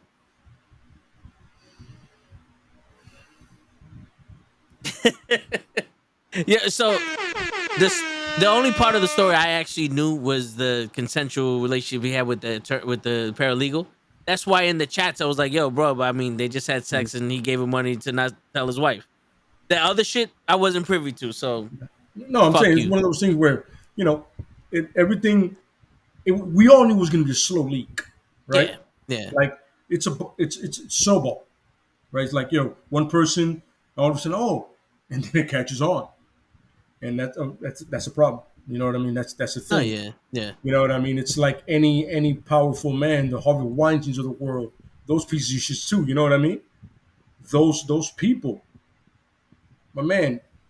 It's abuse of power financially, physically, and mentally, especially financially. And emotionally. Because you're ultimately taking someone's ability to put food on their table and they possibly have a family. You know what I mean? That's what you're doing. You're ultimately telling me, listen, unless you do this, you're not going to be able to live a life. You're going to be homeless. You're going to be this or that. Or your kids are not going to eat. My man. But the most important thing is you're a father first. You're a husband. You have two women in your lives that you want to protect. And you, as a man, and any man that knows this, and not knocking anybody, but any man that knows this, you're taught first to protect the people that you love. Man, woman, and child, doesn't matter. But especially women. You know what I mean? Like, it's one of those things, like, once women can take care of themselves, and I respect them, believe me, ladies, I know it. I've trained with y'all. You're amazing. But I was brought up to protect everybody, especially the ladies. You have a daughter. Your daughter has daughters. Can we, that's why I had the thing on mute. I had my AC on, fuck it. But can we not forget that this is a man who had the idea of basically being the daddy to his own daughter's fucking pregnancy. Like, now how, like, there's so much darkness surrounding this, because it's like, this is around the time in the era where all this shit is popping impossible. What makes you think that Vince McMahon did not try to even hook up his own kid to have it keep it in the bloodline? With all this shit that's popping out, it's a little scary to not think about that. It's think about it to the point where even Stephanie does come out, like Gigi's pointed out perfectly. Stephanie comes out and says it like, yo, he tried to approach me. And you go, why not? This is who you are. You're sharing interns with John Laurinaitis. By the way, John, I'm not going to lie to you, another dude, catch hands. You know what I'm saying? Yeah. I mean, what's going on here, brother? I mean, come on now. And Gigi, I was funny, Gigi. You literally beat me to that point. Like, this dude did not read the room and he wanted to be the father. And everybody was like, no. No. What the hell is wrong with you? But look where we're at now. And we're literally at the start of this thing. You know what I'm saying? Oh yeah, we're only scratching the surface. This is not even the deep ass wound that they're looking for. We're literally just scratching just a little bit of the surface right there. It's gonna blow the fuck up. Right now, we're getting the $12 million. We don't know if it was his money or company money. And in legal terms, that's the problem. Yeah. Did you pay them off yourself, or did you use some of the WWE money? Because if you're talking about wrestlers, that has to be company money. And the problem with that is because WWE is a publicly, open traded company. Yeah, you're using stockholder. Yeah, you're using stockholder. That's my $5 you gave to this woman, exactly. To cover up. Yo, I had $4 in there, bro. Yeah, $4. And they're tanking. $4 went to those women, bro. Yep. $4 to cover up your fucking bitch. I'm not here to finance your fuck up, your piece of shit. You know what I'm saying? You know what I'm saying? Yeah. No, I'm over here struggling to pay for my dates. Yeah. And you over here getting them caviar and shit, you prick. And the fucking crazy thing is, in all actual, like for life, the one place you want to feel safe is at home and at work. Absolutely. And now you're taking advantage of these fucking people, and they can't even be safe at work. Absolutely correct. That's what I'm saying. It's you safe work environment. You hear that in every training you do, especially the sexual harassment ones, right? Yeah. You know what I mean? Every one of them, you hear safe work environment, and you are creating not a hostile, literally a fucking horrific work environment. Yeah. Yeah. You know what I'm saying? It's an abusive work environment. You know what I'm saying? Exactly. And any abuse is the worst kind. Mentally, physically. Any abuse is the worst kind. And you, for some odd reason, because I don't think you ever heard no in your life, and nobody whooped that ass. You know what I'm saying? When you get your ass whooped once properly, you know I can't do shit. Vince never heard that. You know what I'm saying? Yeah. You know what I mean? It's fucking... And then when people are applauding this behavior, you go back and go, the fuck is wrong with all of y'all? Not all of us. Yeah. I ain't applauding that shit. I saw the shit afterwards. I was like, so all you're saying is fuck you to everybody that you did something wrong to because you're showing up on TV saying because you can. Yeah, it you know what it is? It's because we've been conditioned, you know, as like in our era that the man with the money makes the rules. And as sad as it is, Ric Flair swinging his dick on an airplane, it will get him and Tommy Dreamer canceled. But Vince McMahon literally raping these women. Because if they don't have a choice, that's rape. Absolutely. And it's fine. No one's gonna... I'm sorry. Let's bring it back. Hogan said the word nigga privately to a woman that was recording him. And he gets canceled. The Ultimate Warrior screams out homophobic slurs in a speech. He gets canceled. Vince McMahon is physically assaulting these women. And... yeah, he's on Raw. We get to hear his music. What? Apparently backstage he said fuck him. Yeah. Like on SmackDown after he came back, he said fuck him. I'm like, well, man, how is no man there that has a daughter not whooping that ass? No man. And the crazy shit is they stood up when they went to Dubai. A lot of people was like, no, I don't believe in what they're doing in their country. I'm not going. But no, it's okay for what you did, you know, back in the day. I believe in it. I'm telling you right now. I'm gonna make this very clear. I'm a pro wrestler. I'm back there. I don't care if I'm in catering or I'm the top of the company. I'm gonna tell you right now, like this, you have two options. Leave this fucking company, or I will fucking wreck you, and nobody in this back here can stop me. Quit.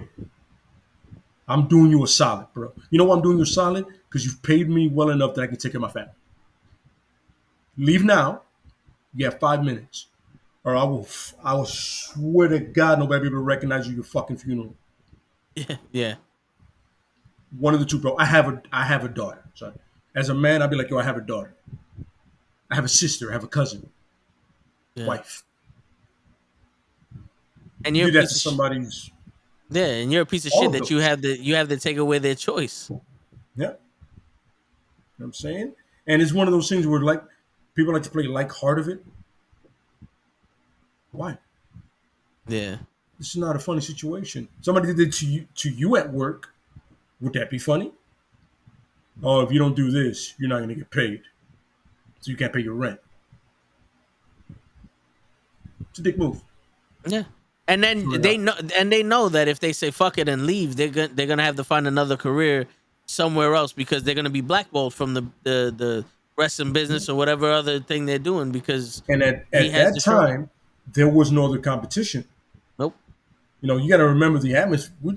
The era we're talking about, like Jesus, pretty much the moment we're talking about is WWE finished buying WCW, and they have all the power.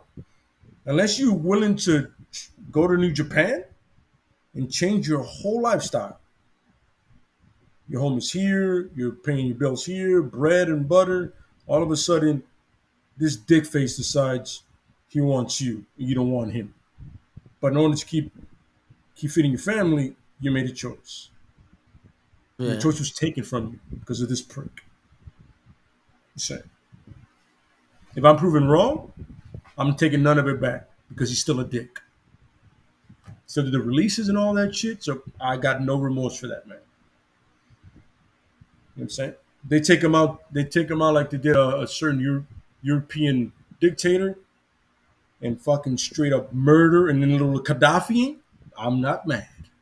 But you know get a little Gaddafi. You know what the crazy shit is? And I've like this has been said, but this, it's almost like the hierarchy. It's like you have the rich white man, the white man, minorities, the whatever, and then women like on the bottom of the totem pole. You know what I'm saying? Like it's real sad when you see all that shit where Donald Trump says grab her by the pussy and he's the fucking president of the United States after that. And then Vince does. They're boys. Yeah. Vince does what he does, and he just walks the fuck out on some. Hey, everybody, fuck you, and nothing's gonna happen to them. Nothing. Like because they're the top of the food chain when it comes to America. The rich white man that owns all the businesses. They are America. I've been saying this forever. This is why I don't fucking vote no more. That's America. Where we live is on solid ground. They're America. The rules and regulations don't apply to them. They apply to us. He can do all that illegal shit to whoever he wants. If we think about stealing a fucking Big Mac, life in jail. This is true. And I hate to make it a political thing, but he's not wrong at all. You know what I mean? Hold on, show. Let's give Show his entrance. No chance, so that's what you'll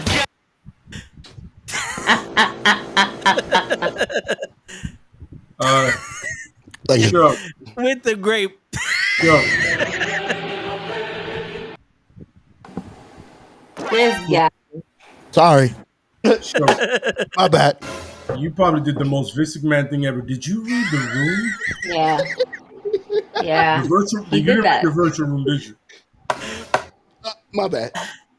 No. Sure. Can I ask you a question, Sure? Go ahead, sir. When you do this barbecue, are you gonna bring your kids? Yeah. Okay, good. So I'm not gonna assault you then. I'll wait till afterwards. The last thing you want to do is beat up a man. Nah, well, listen. Don't do that. Listen. Oh, man, I was listening to the speech. Listen, nah. This has to go down at the barbecue. We'll get the kids distracted. Don't worry about this. There's a basketball court right next to the... There's a time and a place for everything. It's just all about being precise. That's it. Being the apex predator in this barbecue. This shit's about to go down. Oh shit! Oh, wait a minute. Why am I saying this? My bad. Oh, That was good, man. but you didn't read the chat room. No. Yeah. You know I like to cause controversy. I read it perfectly. I knew it. I should have came with the suit. Yo, they're from Krills. You're my friend, bro. You gotta get it together. Word. On satellite, baby. Oh man, what's going on, Show? Chilling, bro, man. Took care of everything. Dogs is walked. Wife is spoken to. Kids are in bed. What more can you want? And I'm being healthy because of you. Thank you. Some good old wrestling. There you go. Oh, good for you. Matt, let me get to your question. Yes, that news was a bit spicy. There's some internet Twitter beef going on with fucking Carmella and one of the girls from fucking Jersey Shore. Saying basically Angelina and Carmella have Twitter beef because Angelina is accusing of Carmella of stealing her catchphrase, hello. And Angelina is basically calling Carmella out on social media, bashing her for intimidating her for her work. So essentially, is saying Angelina that Carmella stole her personality and her TV persona. Oh man, it's the dumbest shit. It's dumb. Is Angelina called the trash bag of New Jersey or some shit like that? I guess. I think. She said, hello once, and all of a sudden that's her thing. One question. Privinek? Let's remember the first time we saw Enzo and More. Yeah. Right? Now, and probably I want to say about 3 months after that, 4 months, they got Carmella, right? Him and Big Cass, right? Yeah. In NXT. Can't teach that. What? You doing this now? How long ago was that? Yo, dude, that's got to be 10 fucking years ago. Jersey Shore hasn't been a show for like 10 years. No, but they keep bringing it back. They keep bringing back Jersey Shore reunion, vacation, fun. That's even worse. They always try to bring it back. That's MTV for you. Always trying to bring back Jersey Shore. As long as MTV is cutting the check and they're going to get some type of work, guess what? They're going to keep fucking riding it until the wheels fall off. Simple as that. That it is what it is. So, long story short, ready? Carmella decided to tweet to JWoww and Snooki saying, "Hey, come get your girl." Like, why are we bringing other people into this? Or Snooki was part of WrestleMania. And JWoww as well, because, they were all backstage and everything like that. So it's, but yeah, she dead ass was like, "Come get your girl." And I'm like, just reading this, what the fuck? And the gift that Carmella put was basically from the situation saying, "Yo, shut your mouth, you dirty little hamster." Oh man, Carmella just called her a dirty little hamster. Oh, that's funny to me. And this is the Bonchincha Twitter beef of the day. It could be legit or it could be a work for a wrestling moment. Because, once you got Logan Paul, you got to get another reality person in there. There's always one. There's always one. I just, no. No, thank you. No, thank you. That is ridiculous and also hilarious. Yep. It's not as good as the middle model thing, but I'm good with it. Yeah, I was gonna castrate me. I was gonna say he's more entertaining than Brock and Roman. Shit, I want to see him more. Maybe you'll disagree with me, but I don't. I would rather see Brock and Roman than another fucking celebrity try to do this shit. That's just me. What's funny? I'd rather two professionals, and yeah, I have to agree with that. They better look like professionals. Not this little tackling each other. And then out of nowhere, 1, 2, 3, wait a minute. Was that was a real finish? Like, I was stuck. I was like, nah, that's fake. What happened? Somebody got hurt? Oh, my shoulder. You look fine to me. Man, not the Street Profits. Dawkins, just Angelo Dawkins. You gotta remember, your man Montez got no shirt, and he got like the tightest tights ever. Wait a minute. So Montez Ford changes his ring gimmick for Raw and the premium live events. Yeah, the Miami Heat on Raw. Yeah, but Angelo Dawkins is like always like the same gear. Yeah, that's true. Shorts. No, it's Ford. Oh, Ford took his shit. My bad, man. My bad. It's no longer Montez. Oh, the shorts. Okay. Oh, shit. Ford stole your chancletas? Wait a minute. His shorts. Okay. But shit, yeah, man. Go steal some shit of his, B. Go get his shirt or something. His Frog Splash? No. I said his shirt or something. They all stole it from Bart Allen, but whatever. Yo, Matt, if you want to try to steal Montez Ford's frog splash, you're gonna need like a 20-foot ladder, bro. Yeah. To get up there, you're gonna need a ladder on a trampoline to get as high as Montez Ford. I'm sorry, anyone, unless you're Rob Van Dam, you ain't getting up there. You know what I'm saying? Like, shit. Montez Ford got rockets on his fucking leg. That nigga say he gonna steal his girl's hair. You don't touch a black woman's hair, Matt. Don't do that. You're gonna be the next one. That hair whip is gonna hurt a lot more than that chancleta. Trust me. They gonna beat you with your own The chancleta. real reason why Sasha fucking took off is because she saw the hair and had flashbacks. She got PTSD from that fucking smoke. I still have nightmares of hearing that sound. Of like, oh shit, she cut her in half. Wow, word. It's like an anime when they cut the sword and they just stay there one spot and then all of a sudden they start sliding. Word.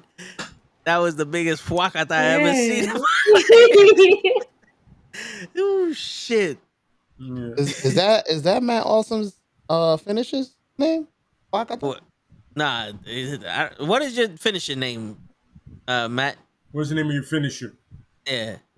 I got you. Finishing name? Yes. I have this. I was like, crazy. I have to speak show to Matt. See? Yeah. Good point. It made sense to me. What the fuck, y'all? What's wrong with y'all? You know, it's the coquito cutter. The chocolate. I was thinking of chocolate. Yo, no matter what you wrote, I was gonna put chocolate in there. That's good. Yeah. The coquito cutter. That's good. I like that. So, is it a cutter with the chancleta holding it? Blink. No, he gets his opponent drunk and then throws a cutter on him. Oh, nice. He would coquito that somebody in his family made. Matt makes it. Matt makes it. No, he makes it. He makes it, and then he's going to charge the guy on top of that. Yeah. And then he's going to give him that coquito cutter. Because, you got to give him the bread first for that, Coquito don't come for free. Yeah. Yeah. No. My man No. It's not the holidays. Not the holidays, Coquito don't come for free. Even on the holidays, Coquito on the holidays, the prices go up. Yeah. So he wrestles and then sells Coquito to the crowd? No, he sells it to the wrestler. While he's in the corner doing the 10 punches, he's like, hold on, wait. Give me $5. Here's a bottle of Coquito. He pours it down his throat. And the guy gets drunk because it's mostly vodka. And then, boom, cuts him. Fatality. Nice. Gotcha.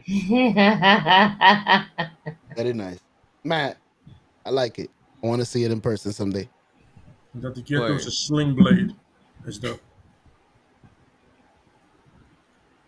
Makes sense. Really quickly, have you guys seen or heard any of the rumors about the beef between Santana and Ortiz? Yeah.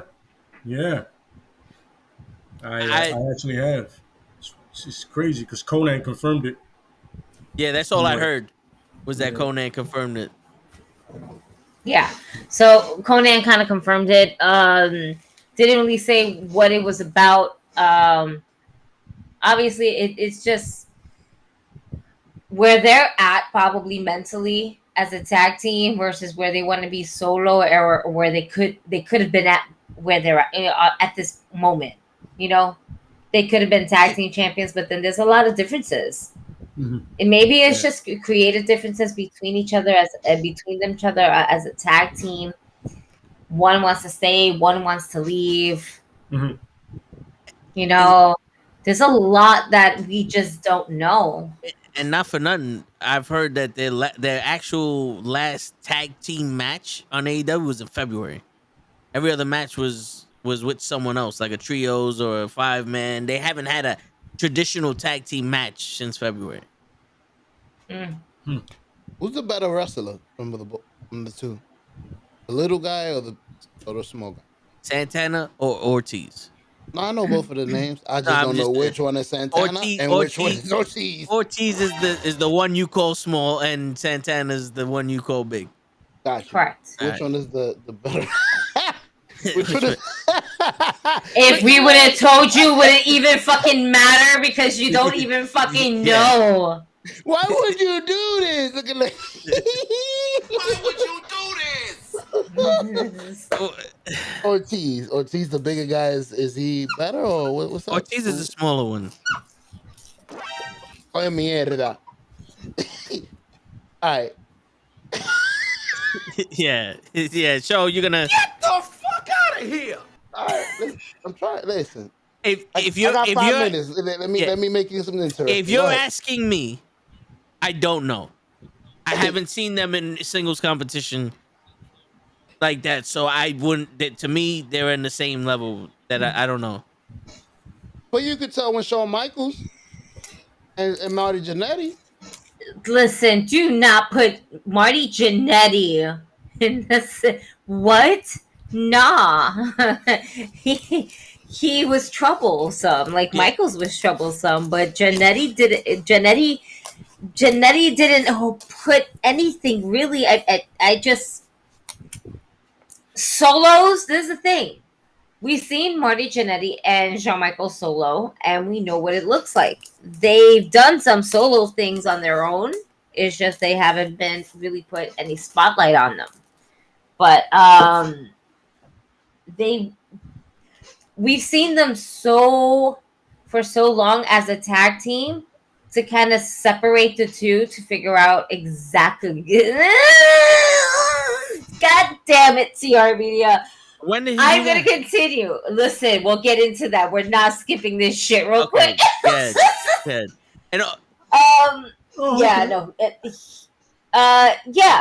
it's just, I lost my train of thought. That's fantastic. Yeah, Jannetty totally killed a guy. real quick. So did Razor.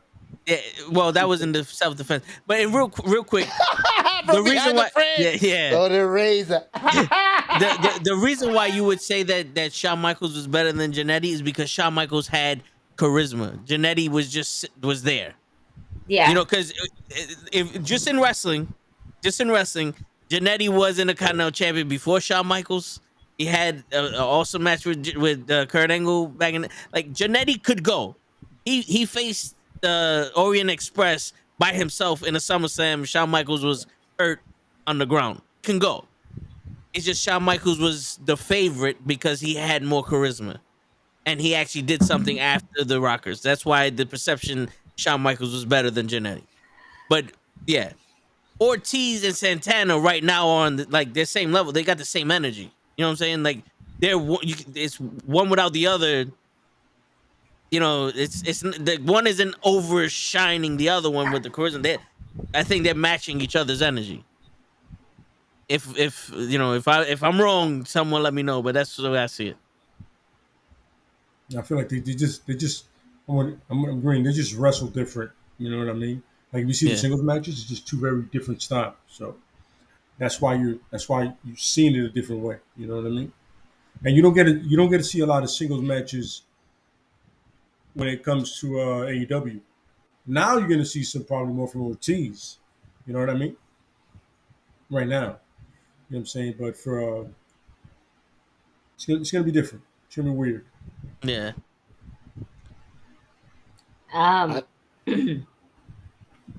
That's so funny. I'm sorry. I am lost.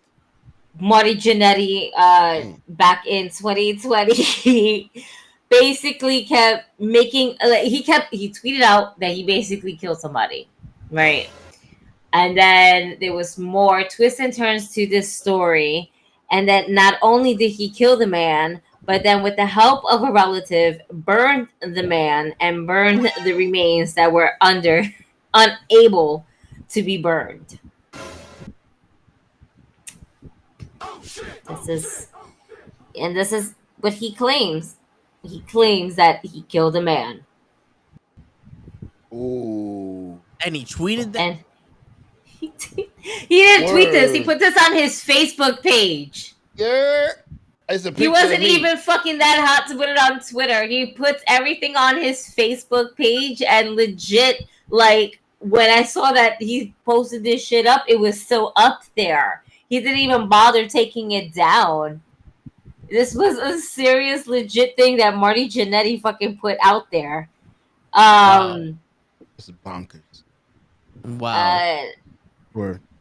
I know there was a time where he was getting. I think one time he wrote that he was getting his dick sucked in a back alley, and he didn't realize that the person was sucking his dick, even though it was a chick, had a dick, and he had felt some type of way, saying, "I'm not a homo," some wild shit like.